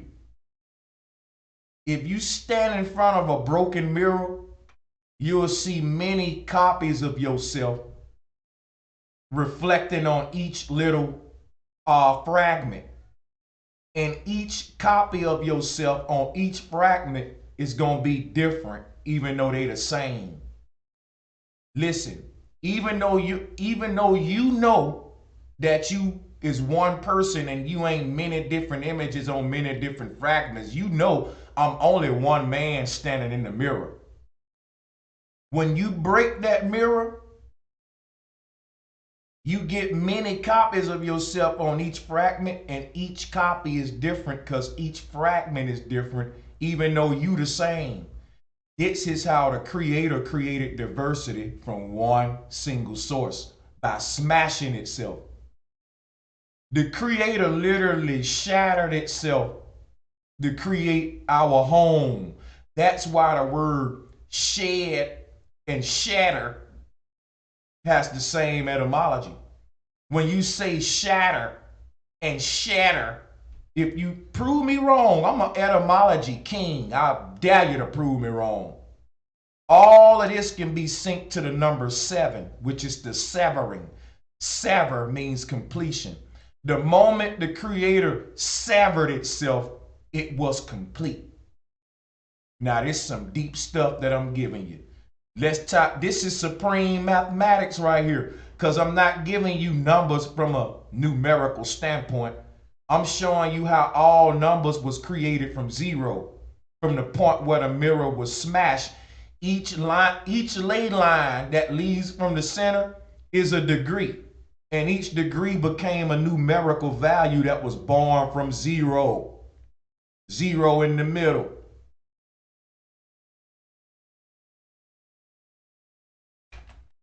The 5% Nation coined the term supreme mathematics.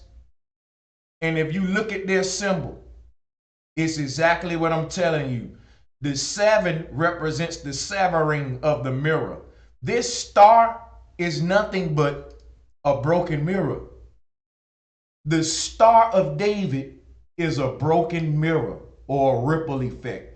Amma's egg is a ripple effect. When you read the mythology of the Dogon mother goddess egg, they'll tell you this egg got cracks in it. Why would anybody revere a cracked egg? For the reason I'm showing you on the screen. If Mama Amma's egg wouldn't crack, you wouldn't be seeing your butt here. Every human is a reflection of the creator, but we all different because we all just a different fragment. The creator is looking into a shattered mirror, and each reflection, there's an infinite amount of reflections, is each and every last one of us. Each one of us is a different reflection of the same thing.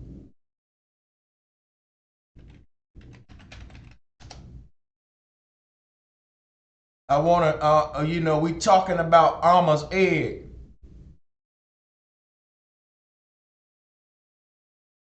I don't want a broken egg. I want a cracked egg. It's a difference. The cracked egg is a difference. Because when you look at this cracked egg, this is what the Dogon was telling you. Look here. When you crack an egg, from the moment of impact, there are veins and cracks coming from that center. Each one of them cracks coming from the point where you poke the egg at can be seen as a magnetic ley line. The cracks are following a path of least resistance. So it's not some random pattern. When you crack the egg, the pattern makes perfect sense. It's a fractal code. Each little fragment, the dimensions and shape of it can be seen like the United States, or how we set boundaries. Like if you gave somebody a map of the United States, how did we make the boundaries? Based upon vibration, energy. There were invisible lines where groups of men say, okay, now the power of this state called Louisiana and our family heritage gonna rule this territory. And yes, we united with all of y'all, but we can govern within this fence, thank you. Each state ran by certain entities, but the borders are created by the path of least resistance. For example, you say, why some states bigger than some other states? The path of least resistance. Some of those, see, at the beginning, it wasn't no unified America. Each state was going to war with each other to expand its own boundaries. So these huge states could have really kept on expanding if they wanted to, but it wasn't no need. They had got the areas and resources they wanted. If they wanted a huge river system and they wanted to expand their territory outward to that river system, when they get the river system, they stop. Ain't no need to keep going to war, sending my children to die when I got what the hell I wanted. Now, if they want their river system back, we can fucking go back to war again. Let's go. We can get this work. But we bigger than them. We can keep killing them. They can keep killing us. We got what we want. Okay, we stop at this point with our war. We'll make a treaty with you. We ain't gonna kill you no more if you don't kill us no more. But damn it, all the land we won up until now based upon war is ours. Deal. Deal. The smaller state gonna say, hey, deal, because you're gonna let us keep the little bit of territory we got, and you're not gonna go and exterminate us even though you can. So deal. So the big states say, okay, we shake your hand. And that's a way of bullying you. You know, we got what we wanted. Now, if you want to stop fighting, we will. If you want to keep fighting, we'll go and exterminate you and take the little bit of land you got. So the borders that we got and calling state lines were literally formed with energy. They're energy lines. Every state line. If you look at a map of the United States and look at how you crack an egg or shatter a mirror, everything is formed with the path of least resistance. That bigger state could have expanded its boundaries. Why though? And keep killing my people. And I'm now at this point, I'm going to lose more than what I gain. I got what I want. So now if I can make a treaty with this tribe and they can be part of my thing, once I expand and get so many resources on this chessboard, I can checkmate. Now everything on the board got to unite under my government. That's how the United States was born. It's a bunch of divided states under one uh, government together based upon the people who ultimately won a war amongst those states were the small states that united and that had their territories with strategic resources. If you own land near the mouth of the Mississippi, the Chicago area, California, the Hudson Bay, you got the chessboard of this whole American continent cornered. Anybody that control the California coast, the Hudson Bay area, the Detroit, Michigan area, lake area, and the Gulf area down there, that four-cornered cross, they control the main entry points and exit points of resources. Therefore, if someone wanted to take over the U.S., they wouldn't have to take over every single state, folks. That ain't how it works. Have you ever played chess before? You don't have to kill every single player piece on that your opponent got. All you got to do is checkmate his king and everything else die. So this continent we own is a huge chessboard, and the people that controlled and united all the rest and conquered the rest under the United States, they had to go and cop out and get with the Federation, because the states that had the territories that had the key resources was famine was come. Hey, check this out. If you want to beef with me, and my territory is the delta of the Mississippi, and I'm fine with you, and your area is Little Rock area, ain't no way you can win. You know why? All I gotta do is make a dam, and y'all won't get no water. We control our area of land is at the mouth of the river. If all we got to do is make a dam, and y'all will die. Because no more water flow down there. We at the mouth of the river where the water come in. So territory is important. You don't have to control a whole, beat up everybody to win. You need certain strategic areas. Now, I'm getting into war because we talking about magnetism. I'm tying this all into Amma's egg, which is a crack egg, explaining to you how the cracks were formed, just like state lines were formed. Paths of least resistance, you know. So every state line represent a line where the two powers say, hey man, I'm tired of fighting, man. I give up. You give up? Okay, treat it. So these states line was formed by invisible energy. And it all can be explained with magnetism, because when you talk magnetism, energy follows the path of least resistance. So the shape of the states appear like the shape of a cracked egg. If you look at this egg right here, this look like Georgia, this look like Idaho, this can be something like Nebraska, this like the shape of Florida. You know, you can see how it ain't just some random code. Like that'll be like somebody looking at a map of the United States saying, hey, these states was just shaped like random shit. They just randomly did that. No, they didn't just randomly shape the states like that. It was shaped that way from wars and the path of least resistance. People said, okay, I'm gonna stop fighting right here. So a line was formed. Everything and nothing is random. Everything in nature follows a path of least resistance, and that's what I'm showing you now with Amma's egg. It's a concept. The Dogon was trying to teach these Westerners science, but they couldn't interpret it right. So they came back talking about Sirius star system and, you know, fish people and all that crap. Now, as we get to the later part of this series, we're going to be talking about Sirius and all that stuff in relation to Amma's egg and supreme mathematics, what I'm giving you now. So understand, when you crack that egg, the cracks are speaking to you a message. Every line, every crack represent a magnetic ley line. People, what am I telling you? That this isn't no random cracks.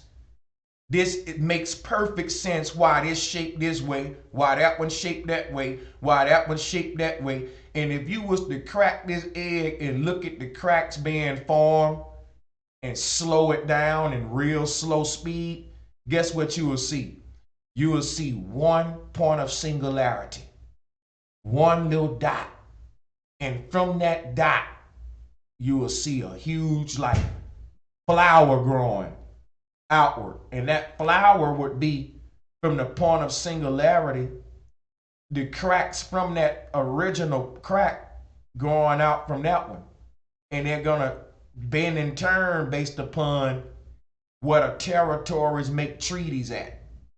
When you crack this egg in the middle, it shatters the whole thing, but the pattern of the cracks from that center point where you broke it is not a random pattern.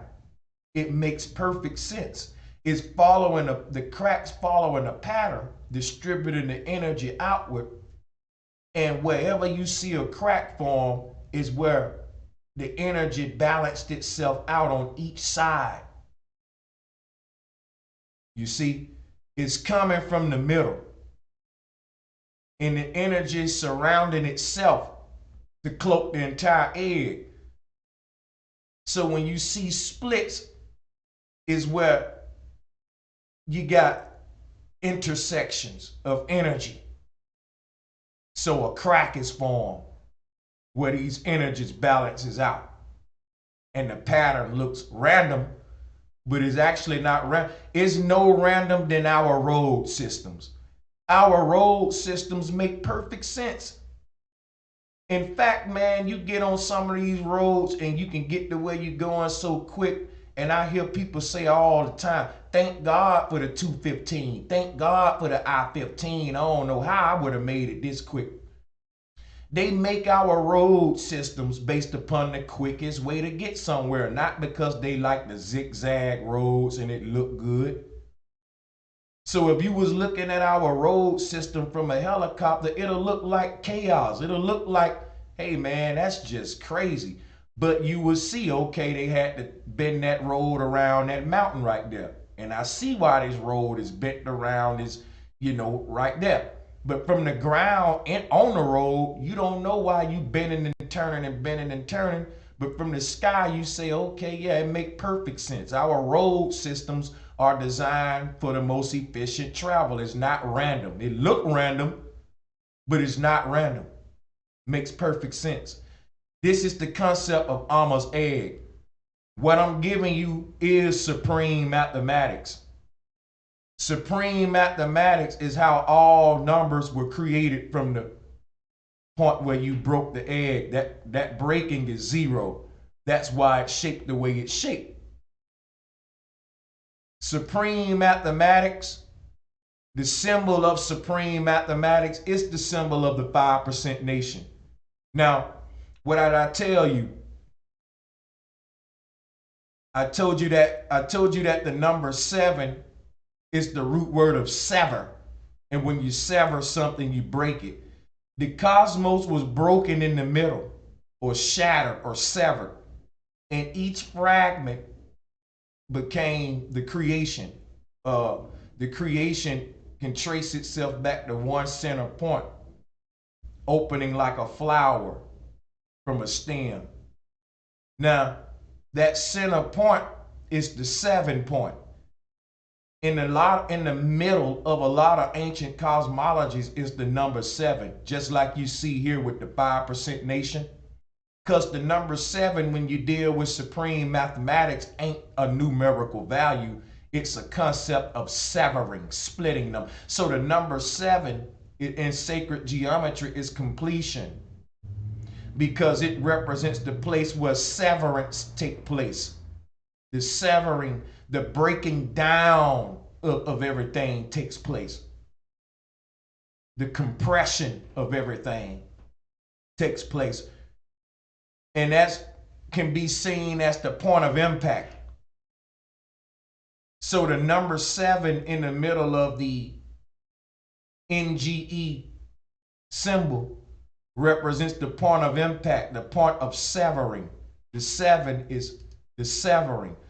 This, you wouldn't have no star if it weren't for that point of impact, that severing in the middle, or that 7 in the middle. See, if the Most High was just, all that exists is electricity. And think of it this way: all that exists is electricity and magnetism. So when you looking in the mirror, one side of the mirror is electricity, one side is magnetism, but there's nothing connecting them. There's nothing to connect them. So what happens when you connect both sides of the mirror is when this world makes contact with the mirror. Now, what happens when this world make contact with the mirror?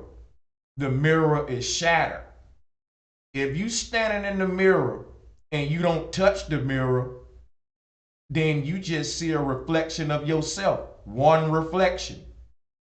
Because the mirror world and the physical world that you in have not made a connection. They just looking at each other like if I was inside of a house and you was outside of the house and I was standing up in the doorway looking at you, we ain't made a connection. Either I'm gonna come outside and greet you and shake your hand, or either you gonna come inside and greet me and shake my hand. But if I'm just standing up in front of the door and you outside, that ain't making no connection. That's like the dude in the mirror that's just looking at his reflection. That's what the Creator was doing before creation. For the creation, for the Most High to create creation, it had to divide itself. And so when it was looking out at that primordial sea with all this electric energy and this potential, the two had to come together some kind of way. And the only way that can happen was through a violent contact. Sort of like sex. When a man combined with a woman, the act of sex can be seen like violence. You hear the woman screaming, it sounds like she getting beat on. You're ripping her tissues. Literally. The male phallus is literally ripping her tissues. But it's a good ripping because it's allowing new energy to rip into existence. Whenever life is created, there's a ripping or a tearing. Whenever life is created, there's a tear in the ether. And so that is represented by a tear in the woman called a vagina. A tear in a man at the tip of your phallus. A tearing of the two when sex takes place as y'all exchange the energy. And a tearing into the ether of the child breaking through the fetal bag. There's always a tearing. At Christmas time, you tear open the wrapping to get to the gift. That's the whole symbolism. Okay, it's a rip effect, a tearing effect. This became the mark of the beast with the claw marks. Now, listen. When you standing in front of that mirror, only thing that exists is electricity and magnetism. The mirror represents magnetism. You represents electricity, however you want to put it. But how do you duplicate yourself in the mirror? How do you marry yourself with yourself to create more images of yourself? You got to marry the two worlds. You got to marry the mirror world with the reality world. And you do that by breaking the mirror. Okay? You do it by breaking the mirror. Why do you break the mirror? Because if you don't break the mirror, then the physical world don't make contact with the mirror world. By breaking the mirror, you just touch the mirror man. It'll be, see, when a man is standing in his house with the door open, looking outside at a stranger, they got to break the mirror or break that threshold, that barrier being the house or whatever it is, and say, hey, how you doing? My name's Sanchez. Well, my name's John. I'm new in town. Until they break that barrier, they don't unite. They don't combine the two. Nothing grows from their relationship. They could have been the next Jay-Z and Dame Dash had they met each other and networked. But since they didn't never make contact, nothing grew from it. And I'm just giving you different ways to look at this shattered mirror. So what grows from the shattered mirror? Many versions of you. Each fragment is a copy of you. This is how you duplicate yourself. And I'm doing this in the form of a mirror to show you how this happened on a spiritual level. You exist on listen, let's go back here so I don't want to lose you. Here's this polka dot screen again. You exist in each one of these planes, in each one of these cosmic eggs, you exist. Infinite copies of you. Each one is slightly different. And whenever you travel to one to the next, you're combining the energy. Now, they did a movie called Jet Li the One.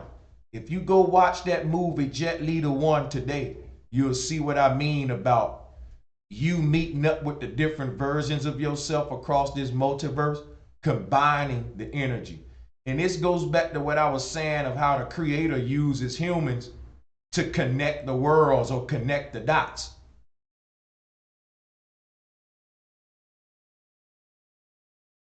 Okay, so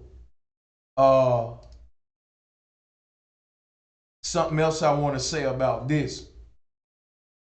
By marrying the self with the self, the reality with the mirror man, you shatter the mirror and you make many copies of yourself. You duplicate yourself. And this is why they say energy can't cease to exist. It can't die, it can only multiply. If you got a tree that dies and decomposes, don't you know a little garden of trees grows from the waste that it leaves behind in its decomposition? Don't you know from one tree you can create millions of trees, because each tree has hundreds of fruit, and each of them hundreds of fruit got dozens of seeds, if not hundreds of seeds, depending on what tree. And each of them hundreds of seeds is more hundreds of trees. Infinity is a pattern. Okay? If I take you to an apple tree and I ask you, how many apple trees do you see? And you say, I only see one apple tree, you don't get it yet. See, the correct answer would be, I see an infinite amount of apple trees. When you look at one apple tree, you're just looking at infinity compressed into one thing. See what I'm saying? Within every human is infinity. Within every conscious part of creation, infinity exists within it. So it's a holographic fractal code. A drip of water will still wet you just like an entire swimming pool will wet you. So the drip does the same thing that the hole does. What do we mean by this?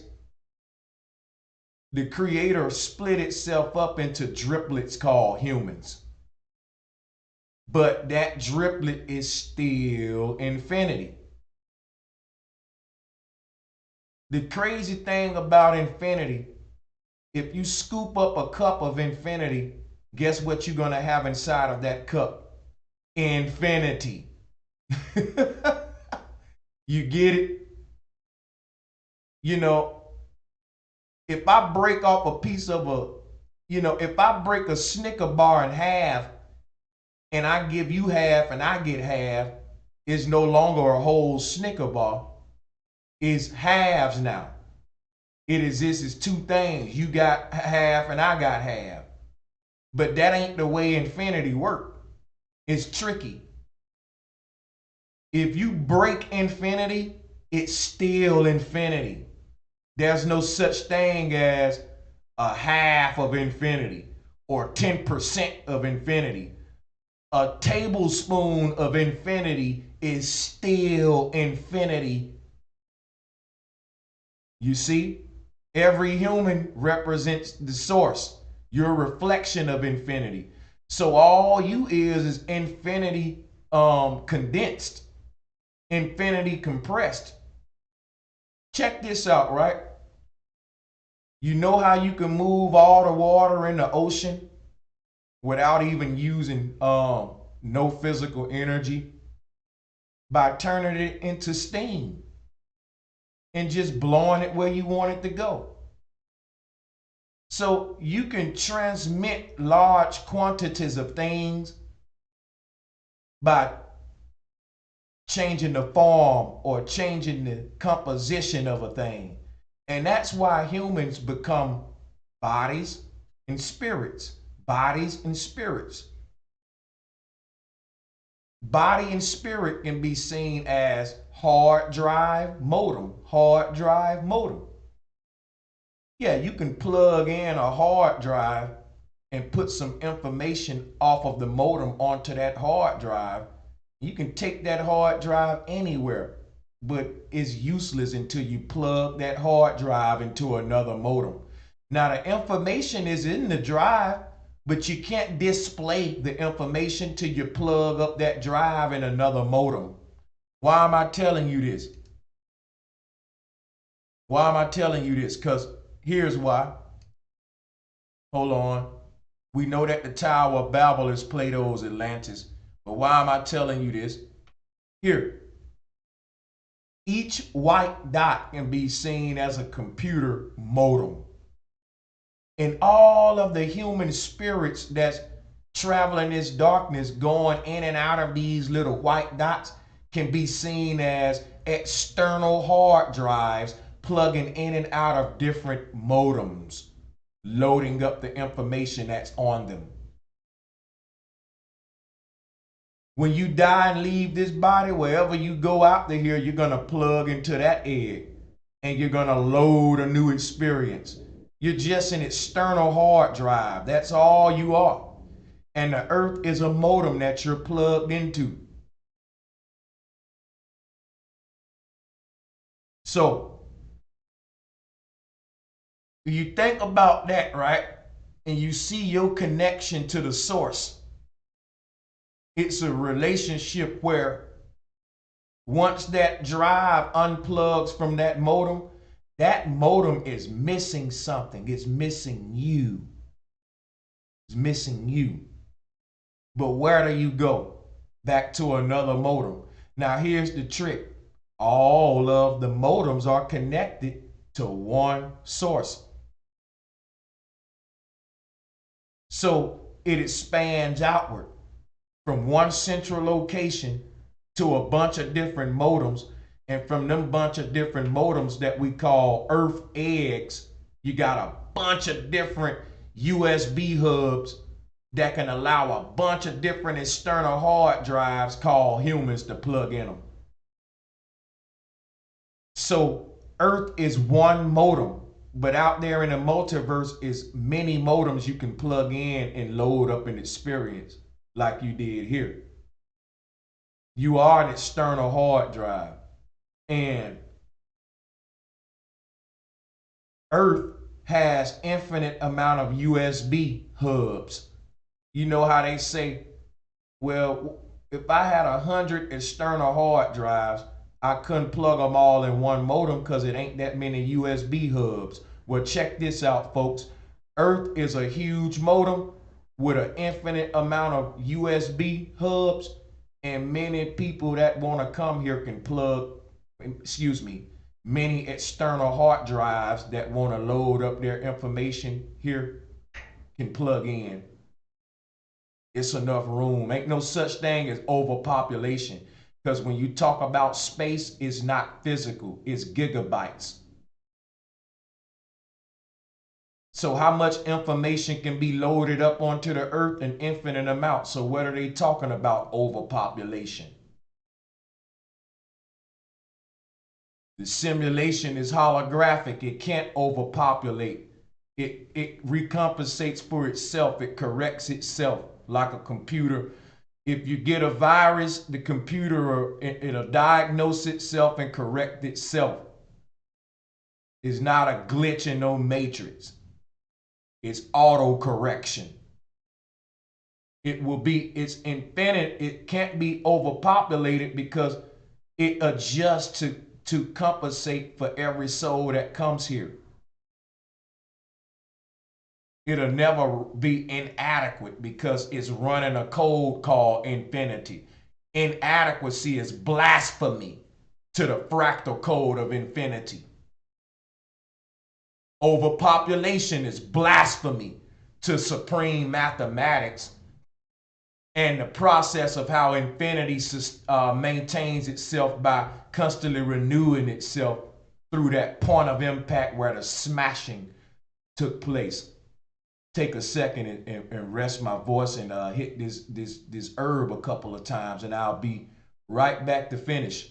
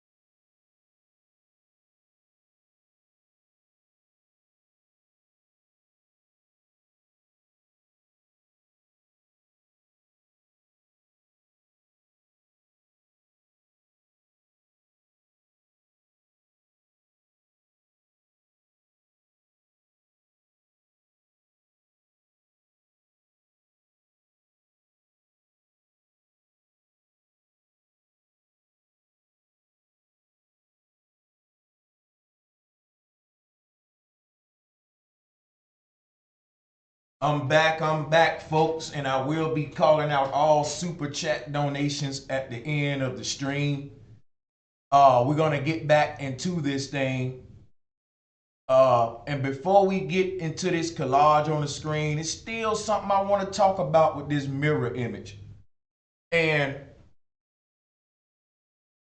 basically, that point of impact, the number 7 being the number of source, is actually, like I said, was at the center of a lot of cosmologies, like this one here, or this is cosmology, but it's turned into a symbol. All symbolism is cosmic. The 7 at the center represents the severing or the ripple effect being born from the source.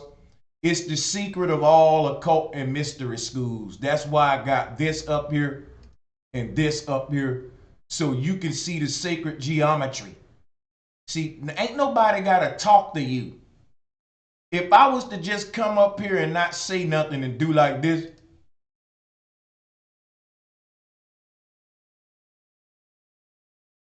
it may take a couple of hours, but eventually somebody else will start teaching a lesson. It'll all come to them. Eventually they'll put these together and they'll be like, oh, dude, guess what that means? And the more they talk, the more they'll go down a rabbit hole and end up like me, one of these teachers that just can't stop uncovering shit.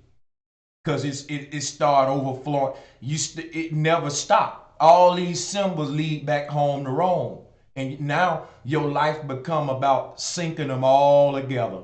And buddy, you'll spend your whole life and you won't be through, because it's an infinite amount of ways to express this one code, and you ain't gonna express it all in your lifetime.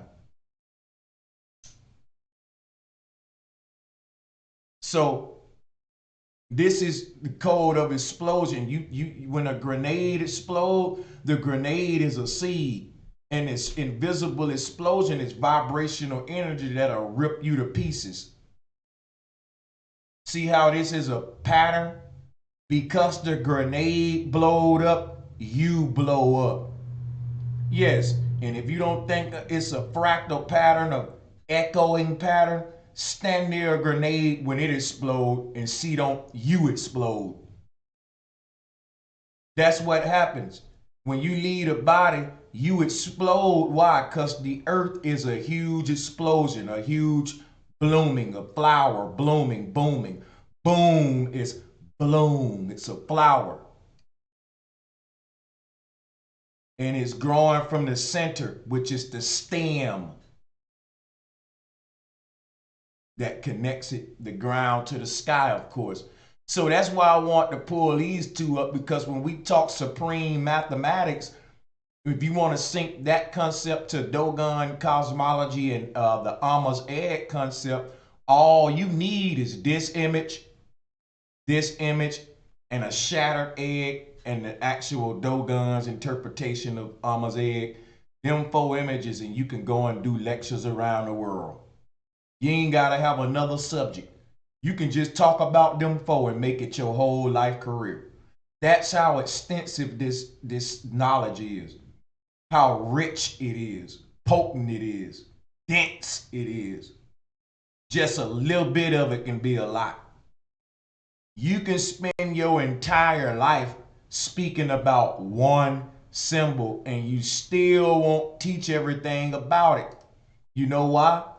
Because the symbol is connected to infinity, and it's so potent, it's so when I say the sea of potential, the root word of potential is potent. Potency is what we're dealing with here. That's what you're dealing with when you fractalize infinity. It creates more infinity, and there's no such thing as more infinity. So what happens is infinity becomes this process of eating itself, to renew itself, to chase itself, to maintain its infinitude. And that became the Ouroboros dragon, which is what we're looking at now. All the images on the screen are the many forms of what we call the Ouroboros, the snake eating its own tail. And earlier I showed you other forms of the Ouroboros in the form of Mama Amma. Remember, I showed you Mama Amma eating her tail. See her at the bottom with her tail wrapped around her? Her and her egg is the Ouroboros, people, or the cosmic egg, what they call a world egg, which we'll be looking at here in a minute. All right. So, bear with me here as far as the things going on in the computer background. Got a lot going on, but we'll deal with that. We'll deal with it. It's asking me to do a scan. I don't know if I want to do the scan while I'm live, so I'm gonna wait till afterward. So I got it queued up, so when I'm done, I'll run the scan. Maybe that'll help out my streams. We're gonna continue on because I got more. Now, what we're looking at here is many forms of symbolism around the world that can be directly synced to, ancient cosmology, electromagnetism. So if you look at them all, you'll do just that, I'm sure. And again, there was a crack in Amma's egg, and from that one crack came many, many more cracks that actually wrapped around Amma's egg. What does this sound like? It sounds like a magnetic energy field from being born from the center of magnetism, wrapping around the entire magnet, starting from the hyperboloid at the center. That hyperboloid at the center is the initial crack.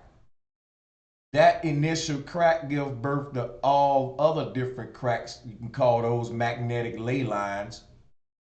And they reconnect at the bottom or whatever opposite area that you started the initial crack from. There will be cracks that will meet in all the areas basically of surface of that egg. But the thing is, each crack created after that is a result of the first crack. So this is a ripple effect, like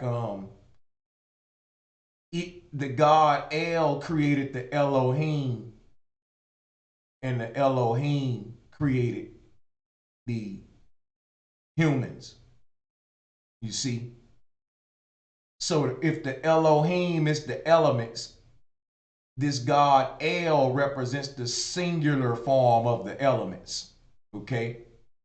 What would be the singular form of the elements? Where the compass is pointing us. I told you when you get there, you ain't gonna see no elements. You know why you're not gonna see no elements when you get to the North Pole, whatever is at 0 degrees? You know why you ain't gonna see no elements there? Because this is where all the elements come from. So that which created earth, wind, water, and fire couldn't have been earth, wind, water, and fire. It's that simple.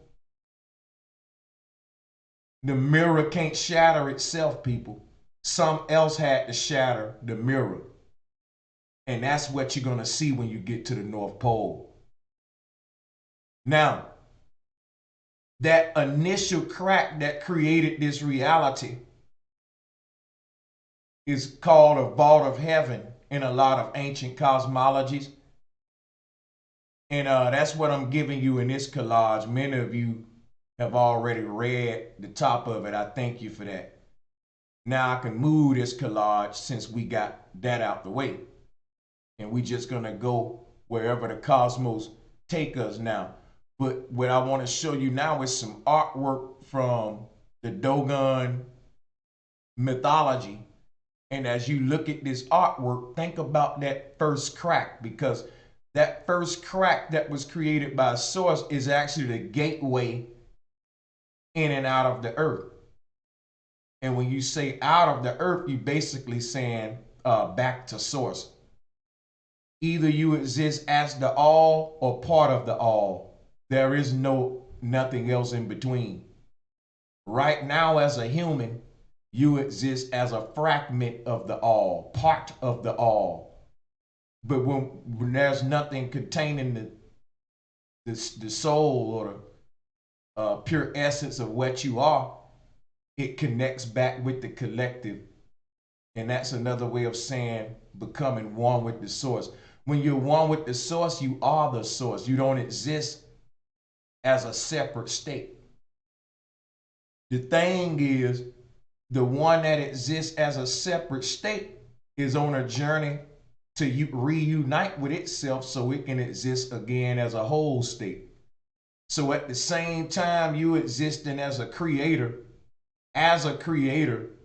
what you're doing is manipulating the energy so that the sperm connects with the egg.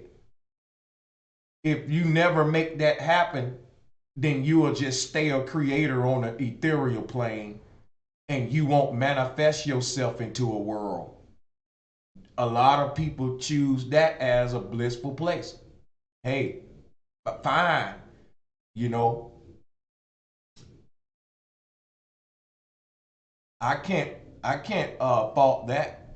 It's another way of saying I got a house, but the kids want to still sleep outside for some reason. They want to camp out under the stars. Cool. That's deep, you know. Kids sleep outside, camp out under the stars. A creator on an ethereal plane is basically sleeping outside of the earth Taurus field, camping out under the stars. Ain't that deep? Now you can see that polka dot pattern that I was showing you earlier in the background of Adam and Eve, telling you about the multiverse, how the tree of life leads you to that multiverse. Why do the tree of life lead you to that multiverse? If you look at them double dragons, there's a black sun that they both standing on. That black sun is what gave birth to them, and it connects them. And that can be seen as the North Pole. And see, that's the portal that leads to the multiverse that you see. In the case of Adam and Eve, it's a tree trunk. See, like I told you earlier, if you was under the ground, you can trace one of the roots back to the trunk, but when you get to the trunk, you arrive at the place where every single root on the tree connects at. And at that point, it becomes very dense and compressed. And that's when the source is revealed. Remember, think of Captain Planet. How did the Planeteers invoke Captain Planet? By making all of the elements combine. Earth, water, wind, fire. Each one of them shine their energy, they ring up there, come together, then Captain Planet appears right out the ether. That's what's at the center of the earth. You can look at all the magnetic ley lines, 360 degrees pointing at the center of the earth where the compass is pointing. Like all of the Captain Planet Planeteers making a circle. And they all point their energy in the same spot. That's the North Pole. That's where Captain Planet pops out. That's where Jack pops out the box. See, Captain Planet is Jack popping out the box at the North Pole. You see in between those birds' heads is some light popping out the box. You see, if you look in between those double-headed birds, that light coming out of there, that's the life coming out. That's the humans coming in and out of this hyperboloid at the North Pole. It's the macro journey. Okay? So, they telling you a story with Captain Planet. At the North Pole, all the elements combine at the North Pole to form the creator itself. So either you exist as part of the creation or you exist as the all itself.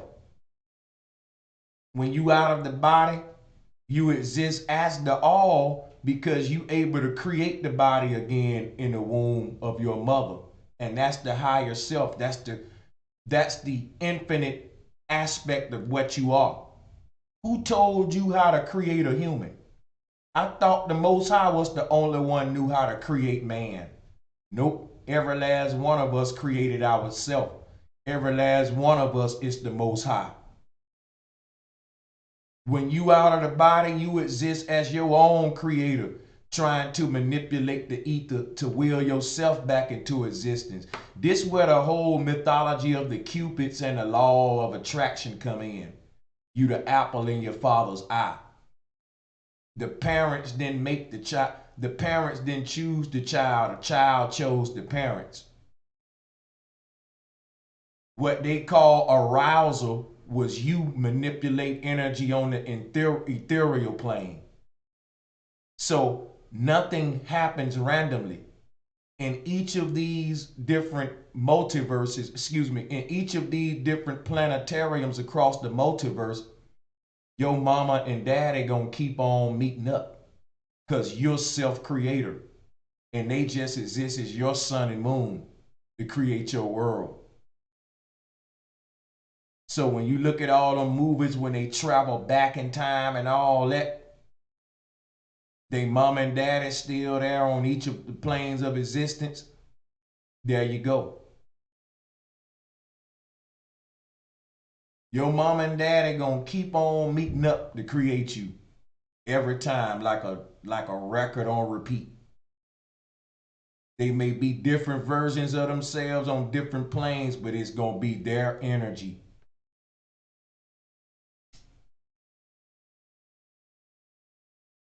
This is like a story that's constantly being played out, and the story changes slightly every time it's rewinded and replayed. There's a slight change.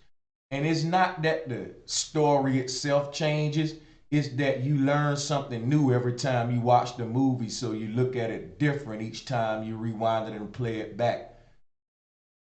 And what happens is you reach a point where you're able to recreate the movie. Excuse me, you're able to not be just a character in the movie. You're actually able to direct the movie. You move to the director's seat.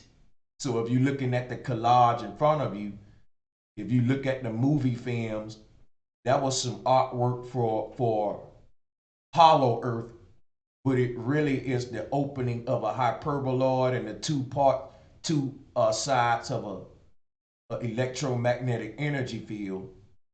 This flat earth cosmology, you can sync it with everything else on the stream. But the director's seat will be in the middle, the opening, that little red dot. Like I told you, that's the target. Red is the target. That's the bull's eye. X marks the spot. All right? That's where all the energy is flowing in and around the object. It goes in and out through that point. That's why you see the tape reels making the number 8, but they both starting from the middle.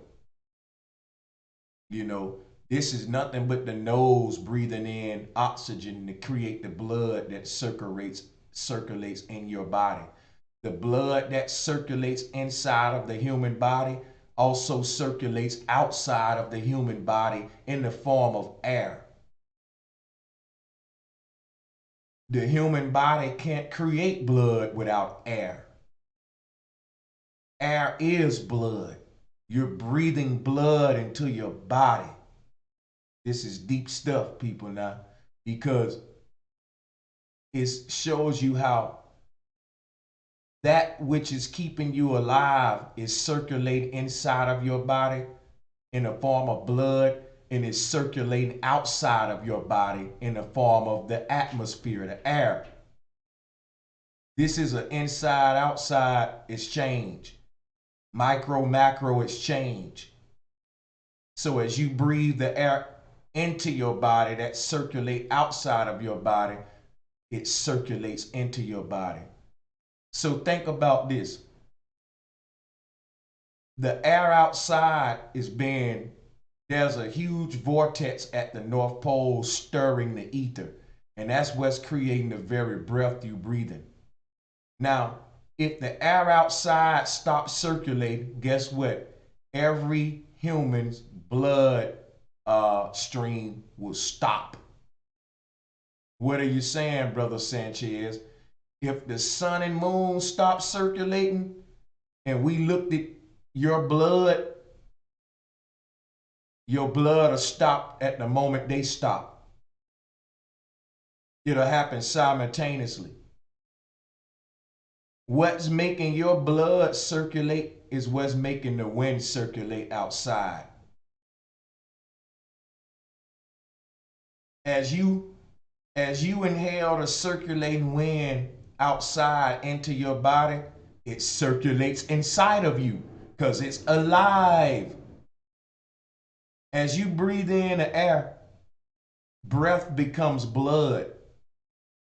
The breath circulates outside just like the blood in the body. So it's not really air and it's not really blood that we're breathing. What we're really breathing is circulation. We're breathing in the pattern. Listen to me, folks. The pattern is invisible. The elements are what allow us to see the pattern. Okay? You get what I'm telling you here? The pattern is invisible, meaning if I had a vibrational energy field that was that forms a flower, you wouldn't be able to see it. The only way you would be able to see it is if I put the vibrational energy field near some water or some sand. Then you will start to see that vibration react with the water or the sand, and the reaction will reveal the identity of the flower. So if it's at a certain frequency to create, let's just say, a 6-pointed star, you can't see it. Now, if I put some sand on like a black table and then put that near it, put some elements near it, the elements will reveal the invisible vibration. So you can't see an invisible man until you put some elements on him. So think about what I'm telling you here.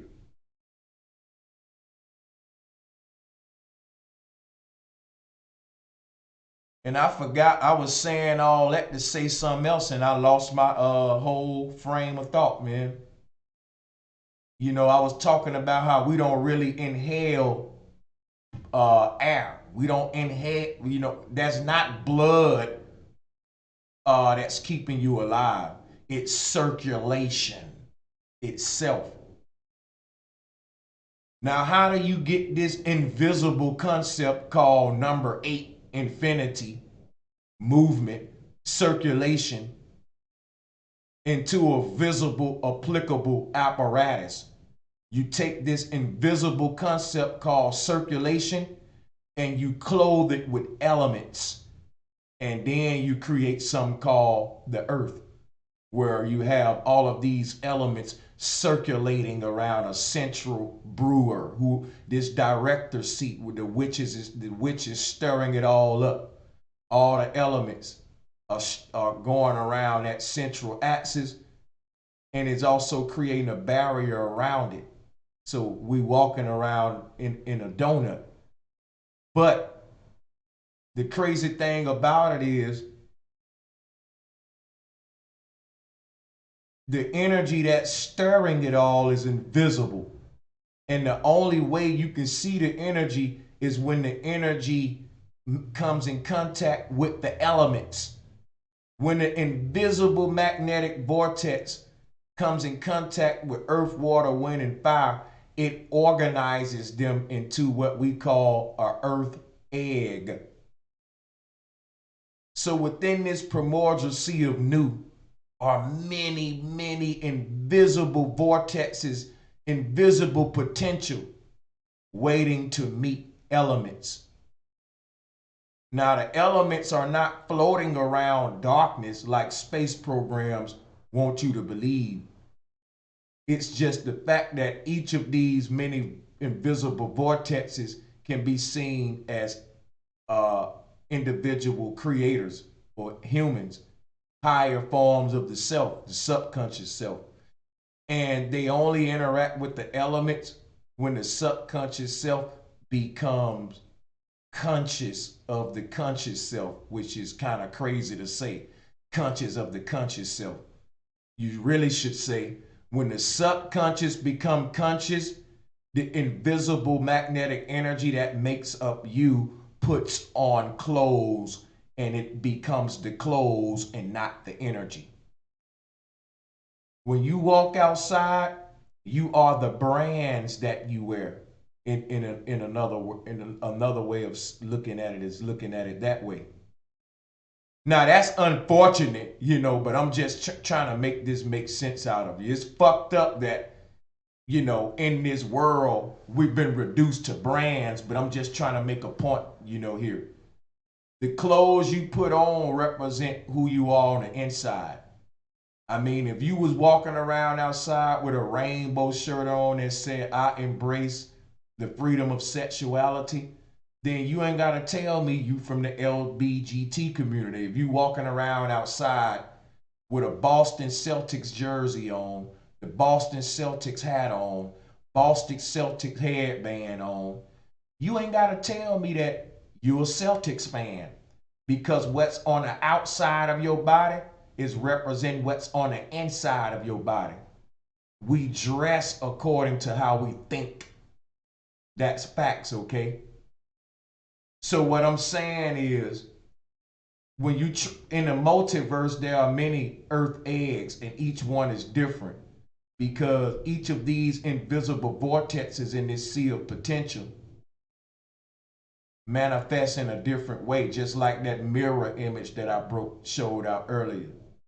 So if you look at if you put a magnet under a ferrocell with HD lights, you will see it bending the light, and each magnet will make its own magnetic energy field that's different, but they all got the same concept. So it's the concept that's universal. How we express the concept is what's unique, but they're both uni, meaning one. They're both connected. It's unique and it's universal at the same time, because it's a paradox. It's the same and different, because we all express the same thing a different way, So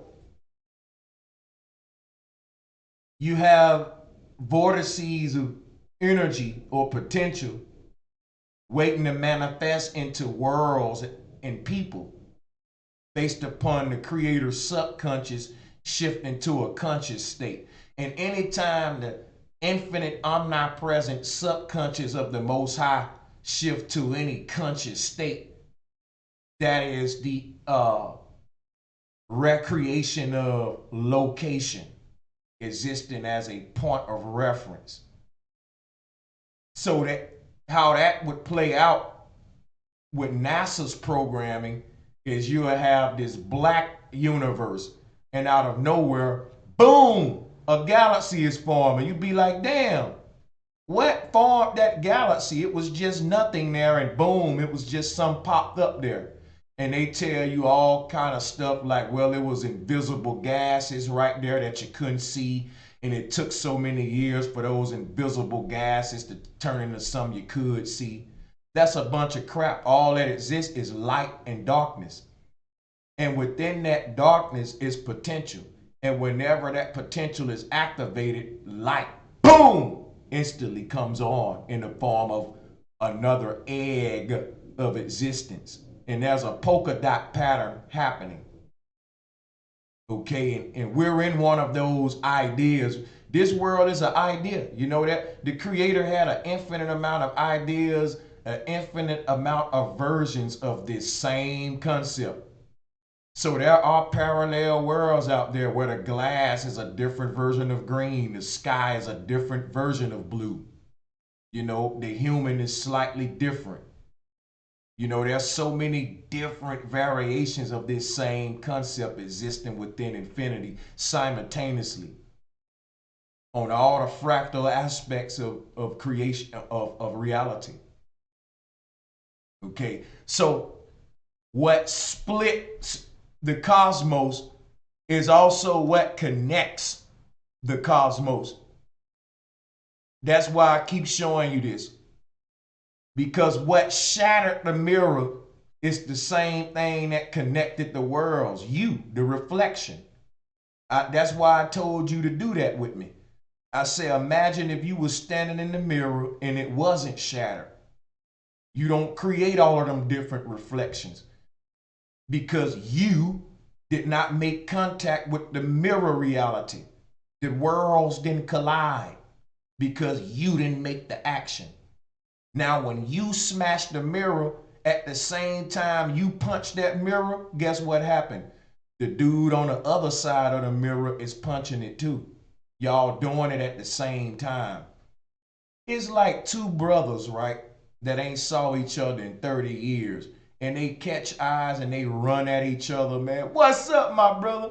They both running at the same speed. The moment you punch the mirror is when your reflection punches it. But who's to say that the reflection ain't the real world and the one punching it ain't the dreamer? It's hard to tell between what's real when you enter the multiverse or because each of these worlds is an idea, but the moment you enter it, the idea becomes your next phase of existence or your new reality. So each of them is a seed of the Most High, but that seed becomes your literal reality. They call this simulation theory.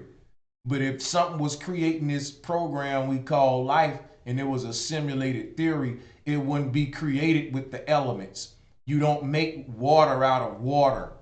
You know, like there was no elements to pick up to create the elements, you know, because there was no elements. You know, I mean, think about that. So all there was darkness. And what you're calling the elements are really just the different bands of light. And these different bends of light form a cage around the darkness that pitched the tent in the first place. Look at the screen. Those different bands of light are the different magnetic ley lines warping around the hyperboloid to create the shell around itself. The creator created a shell within the darkness around itself because at the middle of that shell is darkness. Okay? Remember, it's a donut. It'll be like filling a balloon up with water and putting it in the ocean. The balloon is full of water and surrounded by water now. But there's a barrier. Infinity is now separated by infinity, and they call this the water separated from the water. Because you got water in the balloon and water outside the balloon. So when the Most High created this earth egg, it is at the middle of the earth is a dark hole. But on the outside of the earth is darkness. We're sandwiched in between the darkness, and that sandwiching, excuse me, hold on. That sandwiching is string theory, which we'll be talking about in a later part of this series. I want to crawl before we walk. We'll be looking at the symbolism and everything, because this is basically string theory symbolism on the screen. So, I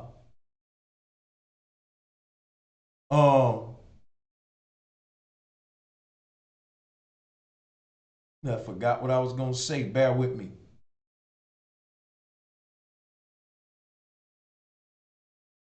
So we talking about conscious reality being born out of darkness, and what is the nature of the elements. Everything can be reduced to light and darkness. Everything. And that is another way of saying everything can be reduced to electromagnetic energy. And if that's true, that's what the whole split is all about. The light and dark aspects of the self that exists outside of the body. The body exists as light and darkness in the form of sperm and egg. You know, having the darkness being this dark mountain at the middle of the earth and around the earth is another way of saying that The Creator put a shell around itself.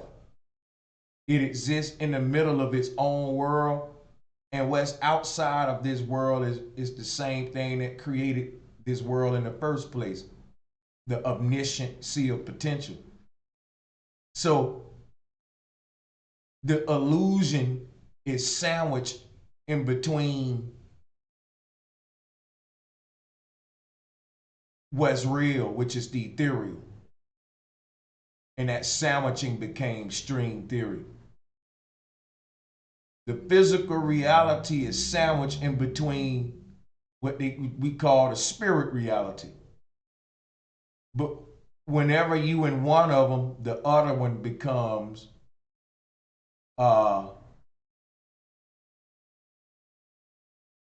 the dream world, the belief world. Like, we can't prove nothing is beyond this physical world, but something in us, it's a feeling we get where we know that there's an infinite aspect, that there's something beyond here. We can't prove it. The only way we can prove it definitively is when we actually go there. Because when you say definitively, the root word of definitively is definition. The world that you came from to get here is an infinite realm because it exists beyond this one. And when you get to this realm outside of the Taurus field, you will be able to define it. You know, you will be in it, so it'll be definitive. But what you won't be able to define is what life would be like on the inside of the earth egg. See, the moment your energy crosses over, the knowledge of what it's like to be a human is stripped from you. The moment the soul leaves the body and your energy crosses this threshold surrounding the earth, once your energy crosses the Taurus field, it becomes something different on the other side. And the memory of what it was like as a human becomes just as vague as the memory of what it was like as a sperm cell. If I ask every last one of you right now, hey man, what was it like when you was a sperm cell swimming in your daddy nutsack? You wouldn't be able to tell me that. That's almost like a myth to you now that you in the body. Now that you exist as a human, if I ask you to tell me the story of what you was doing as a sperm and an egg, it'll be like telling me some mythological crap. It'll be almost laughable. Like you swimming around organs. Come on, dude. That sounds like the Magic School Bus, right? But it was real. But from this reality, the energy has crossed over. It seems like something ethereal, like a mythological story. Because once the sperm is transitioned into a human, that sperm world becomes non-definitive after you pass that threshold. Now, when the human leaves the earth, the human's existence becomes non-definitive. And the energy changes when you cross that threshold. And whatever you transform into when that energy changes, that's where your new point of familiarity grows. If it's a spirit body with wings and a harp, that's what you know about it. You're going to think about it. When you leave this body, your soul is going to travel to another world, and ain't nobody going to have to teach it how to travel. When a fish is born, it come out the womb knowing how to swim with the mama. So what am I telling you? Whatever the fish was prior to leaving the womb, it had to exist inside of the mama, not knowing how to swim.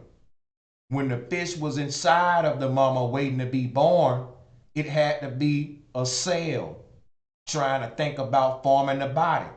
Now that the fish made the body and shifted the consciousness into the avatar of the body automatically programmed to know how to swim. So when the mama give birth to the fish, it comes out swimming. You see what I'm saying? When the soul leaves the body, it's going to travel to another earth and it's going to know how to swim through the multiverse. So what is that telling you? That telling you when you in your spirit state, you're going to know you in your spirit state. It's going to be familiar to you. Like, damn, this is who it's going to be just as comfortable and familiar as this body is.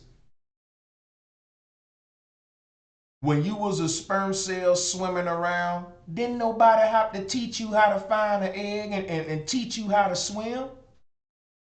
The daddy don't have to sit there and look at his nutsack and say, all right, guys, here go today's swimming lesson. So when you get in the vagina, you can find an egg. The damn sperm program, they know what to do. When you leave the body, your spirit, you're going to know, your spirit know itself what to do. And it's going to exist as a spirit.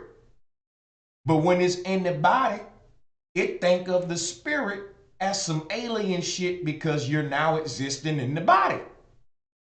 But once you learn how to exist in all of these states, none of them will be alien to you. You'll know how to hop out the car and hop in the plane and drive it. Hop out the plane, hop in the scuba submarine and drive it. Hop out the submarine, let me get behind this Mac bus and drive it. Ain't now one of these uncomfortable to me because I'm a multi-talented driver that can drive all of these vehicles, being in the human body, the soul body, and everything in between that connected to. You done it before and gonna do it again. So this is the whole concept of Amma's egg. All right, why is this the concept of Amma's egg? Because when you see that scarab beetle rolling that dung around, oh, my bad. I gotta change slides.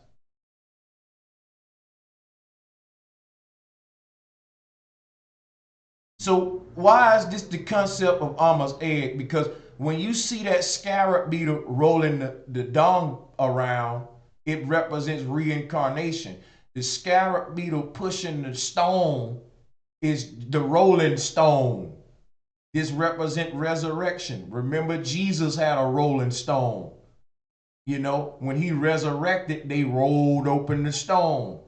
It was a rock band called Rolling Stone. The concept of rolling the dirt or rolling the stone is the life is inside of the dirt, and the dirt that's clothing, I mean, say the poop or the dirt, the feces, whatever you want to call it, the clay.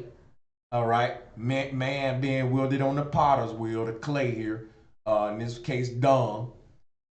It is cloaking the life in the middle of this egg, this dung egg. Now, as a result of that, the actual shape of the ball is determined by the life inside. If it was a big egg that was being covered in the dung, it's gonna be a bigger ball. And let alone when it start rolling, it's gonna be pretty big. If it was a smaller one, it ain't gonna be that big. But just showing you each human got a different size aura based upon their level of awareness. All right? You can roll that egg around this cosmos and it's going to get bigger and bigger the more information you pick up on each plane of existence. So the electromagnetic energy that makes every human is invisible. And it only becomes visible when it comes in contact with the elements. And we see the body forming in the mother's belly, cloaking that invisible energy, capturing it, all right, in her fetus. Now, that's the journey of the human becoming invisible, non-invisible, invisible, non-invisible. And it's not really dying, it's just new beginnings and recreation. So another way to look at it is a cosmic breath. Okay, a cosmic breath where you breathe the last breath out of this body into another one. You're passing the baton. that last breath that you take, in within that breath will be your spirit. And the new you will take its very first breath again, and that will be the very last breath that the old you took. It's the transition of energy, the passing of the baton. Now, when we talk about the scarab beetle rolling the dung and reincarnation and resurrection, is directly connected to macrocosm with the earth. See, we only exist as invisible pure energy, but that's kind of boring. So what the creator did was allow all of that invisible infinite energy ways to animate itself and have a brief illusion of definition. That's what life is. Every human is really the infinite creator having a brief illusion of individuality and definition, defining itself as this and that, saying I shape this way, I weigh this much, when really you're infinite. And when you leave a body, you see that you're infinite. But when infinity is put into a container, we call it a human body. Within every human is infinity. And every human is the many expressions of infinity. So we're all the same and different, just like the symbols on the screen. Each symbol on the screen is a different symbol, but it's the same thing. It's a paradox. We're opening up the third eye, folks. The opening at the center of Amma's egg is the opening of the third eye, which is a cosmic umbilical cord that connects Earth with the multiverse. So once you're connected to the multiverse, you start seeing, wow, all is connected. This connected to that, that connected to this. I'm not individual. I'm one aspect of the whole. So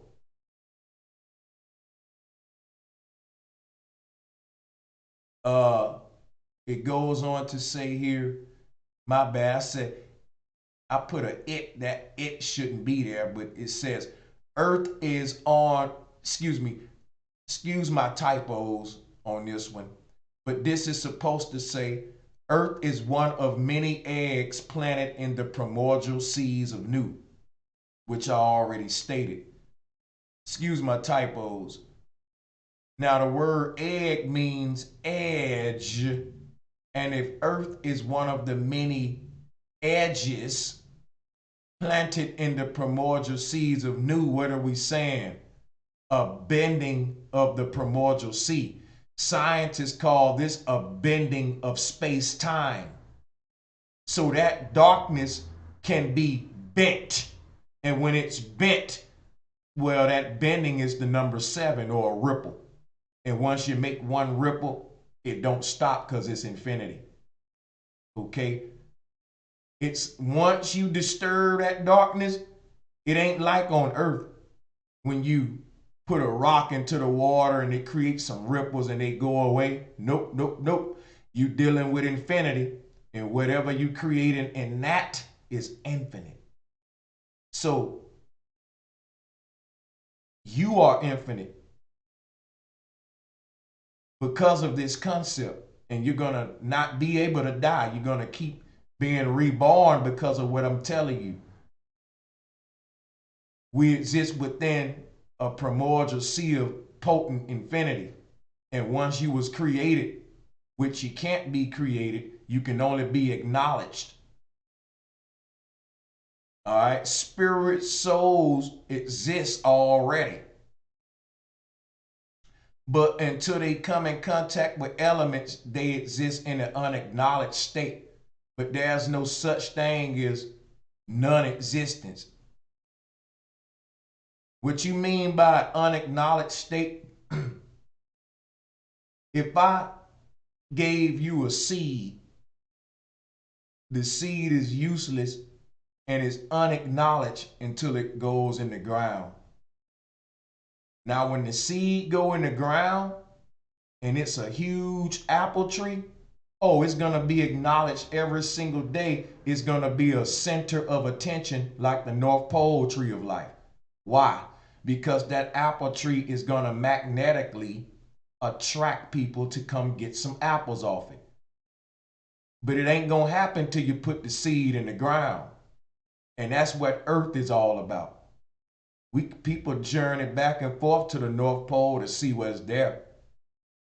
But all they doing is getting apples from the tree of life, just like Eve did. Is knowledge.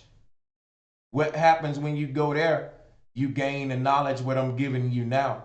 But you it's like somebody teaching you about Egypt, or somebody actually taking you to the pyramids when they teach you.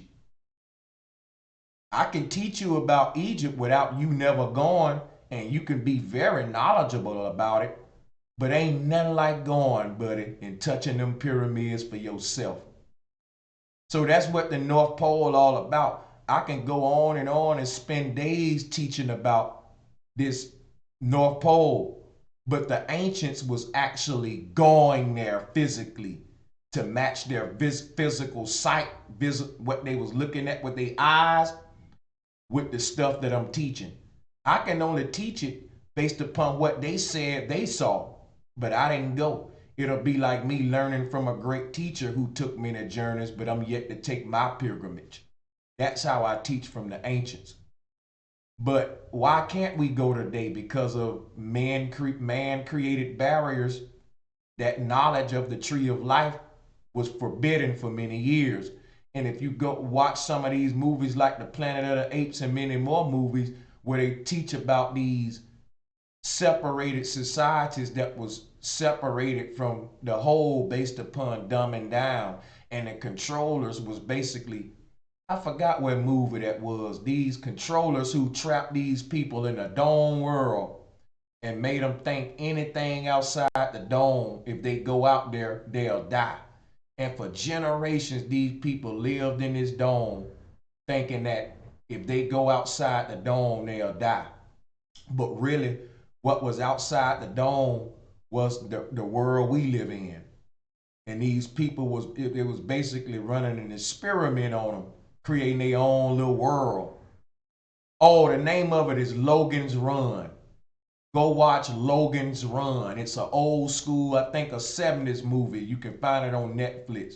If you watch that, that's the first version of the Truman Show. Go check that out. When you talk about the Truman Show, you talking about the true man show. This is man's true origins. Jim Carrey was trying to tell you guys something. Why would he name it the Truman Show? Why would he call himself Truman? This is because the stuff that I'm giving you, when you start researching it, what you will realize is that this is man's true origins. And man's true origins became the true man's show. And the movie is about man being in a dome world. But if he expand his consciousness outside of that world, guess what? He can meet the creator. See, when the art on a canvas become aware that it was painted, it start to look up off of the canvas at the painter, like how humans look up at the sky. That's when you start the art takes its trip back to the artist. And that's climbing the stairway to heaven. But you have to acknowledge the creator in order to ascend to the creator. Because can you go somewhere you don't know the directions to? And that's what it is. You have to point yourself at the creator so that when you move and walk in the direction of the source, you will go and be led to source and not nothing astray.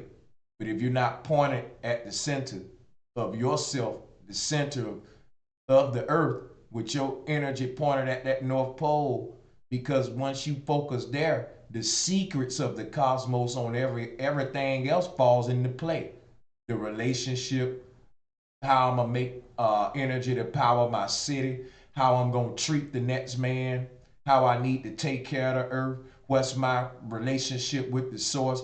It all is answered when you just study what the compass is telling you, but they pointing out for a reason.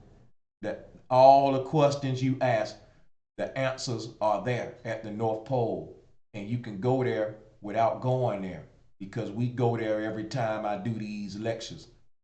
Now, as you look at this collage, we talk about the scarab beetle, reincarnation, and the pure invisible energy of self coming in contact with light or the elements to manifest you, because the body can't exist without the spirit. Spirit can't exist without the body. The donut can't exist without the hole in the middle. Okay? So the body can't exist without the shadow. The egg, the yolk can't exist without the egg shell. The chicken can't exist without the egg. So if you ask which one come first, the chicken or the egg, they come at the same time. Which one come first, the donut or donut hole? This is the mystery of the scarab beetle. Which one come first, the dung ball or the beetle? They had to come at the same time. So what am I giving you is how everything was created at the center of the earth. Forget this stuff about Adam and Eve, two middle-aged adults seeding everyone else. Wasn't no old people until they got old. Wasn't no babies till she got pregnant. No. That's like saying the chicken came before the egg. How do you get Adam and Eve if you didn't first have babies and pregnant women? The story don't make no sense. So what are we telling you here? The ancestors speak of everything in conception starting from the center of the earth. And that would mean babies, teenagers, elderly people, middle-aged adults, and not only all of the age brackets, but any variation of facial feature, freckle skin, different hair colors, and diversity would have been born from the center. But with their globe model, you only get diversity through evolution. In all of this ancient science that I'm giving you, diversity was born with the egg. Like, that's so stupid. To say diversity was not created at the center of the earth is like saying, let me show you. It's like saying all of the cracks in this mirror wasn't created at that point of impact where the dude punched it at. You see how stupid it is? To say that all of these lineages line, let me say that again. When we talk the human family, creation for that matter, the elements, hell, the diverse elements, earth, water, wind, and fire, they're very diverse. Every element on a periodic table is diverse. And one of the elements wasn't born from the other. All of the elements was born by the creator. The creator didn't make gold, then leave it up to gold to create oxygen and silver and everything else. All things, and I mean all things, was created at the center of the earth in the beginning. So diversity was created simultaneously when the earth was created. So when you talk about diversity and non-diversity would be not smashing that mirror. All right? If you just look in that mirror and don't smash the image, then the image is not diverse. It's not diversified. Once you shatter your reflection in the mirror, you've now created diversity, because now you have a bunch of different images of yourself, and each one look different because each one is in a little different, funny shaped little fragment. And the reflection of yourself in each one of them little bitty funny shaped fragments is different in each one, but it's the same you. Every human is the same created with a different reflection. But all of these humans and all of their diversity come from the same source. And it can be traced back to the North Pole and not Africa. Ain't no compasses pointing you to Africa. All compasses pointing you to the North Pole where the shattering took place at. And this is supreme mathematics that I'm giving you. The severing took place where the seven is at, the seat of Allah. So to say that diversity didn't come from the center of the earth and wasn't created in the conception of the earth, it's like saying that all of the cracks in this mirror wasn't created when the dude punched it. It's stupid. It's like saying that, hey man, the donut ring was formed before the donut hole. You can't have the donut ring without the donut hole in the middle. And you can't have a donut hole without the bread ring around it. It was created at the same time. So diversity is synonymous with creation. They go hand in hand like yin and yang.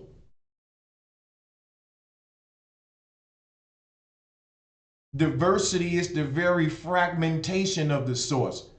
If you telling me that didn't happen during creation, when did it happen? like if humans wasn't diversified when the creator created humans, then you telling me that one particular race was created by the source, and that one particular race was the geniuses that fragmented the lineage of humanity. Not possible, because we don't see one particular human race giving birth to all the damn races today. Show it to me. I'll debate it with anybody. So this concept of Amma's egg that the Dogon had, the Dogon said that man was created at the center of Amma's egg. And one of the things what we're going to do right now, since we toward the latter part of the stream, is get into that mythology that I was telling you about. And that's going to take another portion. I'm sorry this is so long. In fact, you know what I'm going to do just for the sake of y'all, because a lot of people editing these and chopping it up and turning it into little series for their YouTube channels. That's fine. Before we get into this next collage, and we, tie this into the scarab beetle and a broken mirror, what we'll do, we'll come back. I don't want to put too much on y'all. We'll stop right there. We'll stop right here. And we'll pick it up right here on part 2. And I tell you what I'm going to do. I'm going to come back today with part 2 of this. All right? Now, but what I'm going to do, I'm going to have an open panel real soon. And I'm going to open up the panel. And if you want to get up on the panel and debate me or talk about anything, write it down. So when I go live and have an open panel, you can join an open panel and come up and you can have the flow with your checklist, and you'll come up with your paper ready. You say, hey, I heard your teaching. I marked this off. This is what I want to talk. You'll be organized. I will be going live on Bro Sanchez TV, Bro Sanchez Live, and Flat Power TV in the future as well. But mainly in relation to these previous topics I've been doing, I'm going to be doing that on Bro Sanchez Live and Bro Sanchez TV. So for whatever reason you would want to converse with me, debate with me, or, you can do it through that. And we'll be having open panels where you can bring up many topics as you like. We can have debates, Q&A, however y'all want to do it. Everything goes. But this going to be a lengthy series, as you can see. There's a lot to go over and a lot of symbolism to break down. And I'll be doing just that. We'll be picking up right here with this shattered mirror. and we'll be talking more about the fractal code of our reality starting from that point of singularity. And uh, breaking down some more etymology. This has been a long ass introduction because we still ain't really got into the meat of what I want to really portray with this information. This is just kind of leading up to the climax. But we got a lot to go over because, as you can see here, I got a lot of tabs open. Here's African mythology with the splitting of Amma's egg.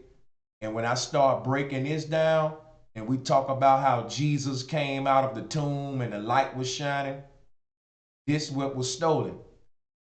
When they talk about Moses separating the waters from the waters with the staff, that's what this art is showing you. This is the moon phases with the full moon, the whole moon's all that in the middle, in the different halves on each side. So we got a lot to go over, y'all. We got a lot to go over. Hope you follow this series, and I hope you share it. But again, it's just too much. It's 4 hours, and I'm going to stop it here. But as you can see, this is artwork of Ogo entering Amma's egg. We ain't even got into the mythology. I was just about to read the mythology to y'all, and I said, damn it, it's been 4 hours. I may want to save this for to open up the second part. And that's what I'm going to do. So I'm going to go ahead and end this. I'll see y'all when I go live again today. And when I go live today, I'll either be doing part 2 of this or I'll be doing an open panel. It'll be depending on the comment section. So go ahead, man, get down in the comment section of this video. Make sure you hit the like button, but make sure you get in the comment section and let me know when I come back tonight. Do you want part 2 of this? Some more information? Or do you want me to break up this series with an open panel? Either way, I'm gonna have an open panel, but I'm gonna let y'all decide the order. So I can do 2 lectures, then the open panel, or I can just do this 1 lecture, do the open panel, then get back to the lectures. So it's up to y'all. What we gonna have 1 more live stream tonight, and it's either gonna be part 2 of this, or it's gonna be an open panel, and that's gonna be up to y'all. So get in the comment section and let me know. Now, before we get up out of here, I do got to do this though. I got to acknowledge the people that sent super chats to the show. Because you know, one thing we got to do is acknowledge the people supporting this channel, man. Because listen, when I tell you that, yeah, you know it wouldn't be possible without y'all, man. All right, if you don't know, now you know. Damn, I don't even have a YouTube live stream dashboard up. Let me open up YouTube. That's crazy. I didn't even know if I was streaming or not.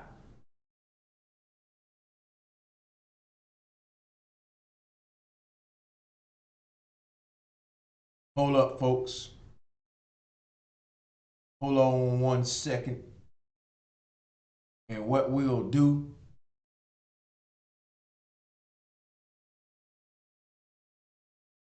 give me 1 minute, because what we're going to do at this time is acknowledge super chat donations, because I really appreciate you guys for the donations. And I'm not leaving out of here until I shout my family out for them donations. And much love to everybody else tuning in that didn't donate, because that like button, when you hit that, that is a form of donation. Paying me your attention is donating. Appreciate everybody. But the people that come out their pockets, that's an extra step. Gotta take a minute, shout you out. My brother Mind's Eye, Fact Power, sounds catchy. Maybe that can be another little alternative that we use. But you know, Flat Power, just link it to Flat Earth. But that's creative. Shout out to my brother Mind's Eye and my brother LaShawn Thomas. Peace to you, my brother, and your family.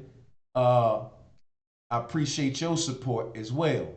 And to my brother Backpack Zoe, appreciate my brother Backpack Zoe holding it down, support me for a while. Much love to that brother. And to my brother Harry Guzman and my brother Back to Your Roots Herbs. Moneymaker is another person that been supporting us. Katina Newton, all of my supporters, y'all know who you are. I may not get you all right now because it's so many, but I can't continue this without y'all, and I hope to get more people signed up to the Patreon, more people supporting, because we can do more and more things. You know, so shout out to Mind's Eye once again. Said, don't say anything in this world useless. It's a world you have to get used to. That's deep. So if anyone around you is useless, ask yourself, are you useful? Whoa. Now that was some jewels. Hey, much love to Mind's Eye. Because Mind's Eye not only donating with money, but donate with these jewels in the chat room as well. Much love, brother. And always much love to my brother Willie Lil John. Always supporting all of my shows. Big love to you, Willie. And Mind's Eye was just building with me in the chat. I see said that's deep, Sanchez, because I forget in REM all the time. Ain't it the truth? When you in REM sleep, you out of this body. You're not conscious of your surroundings, you know. So you in the subconscious, you're in the realm of the subconscious. That's what death is like. REM sleep. Shout out to my brother Be Strong, always support me. Another brother always support me. Said, bro, got it cracking. I appreciate that. Shout out to Marcia Pritchett. Said, always a pleasure. Let me mod you up, sister, because I don't think I've seen you ever comment before. And if been tuning in and you said it's always a pleasure.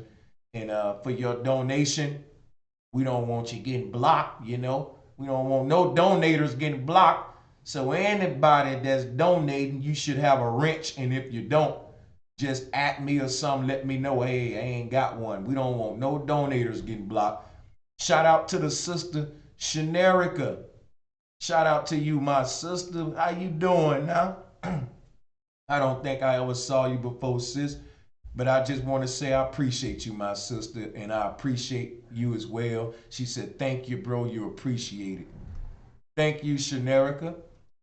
I hope to see all of you guys on the next streams and the next streams.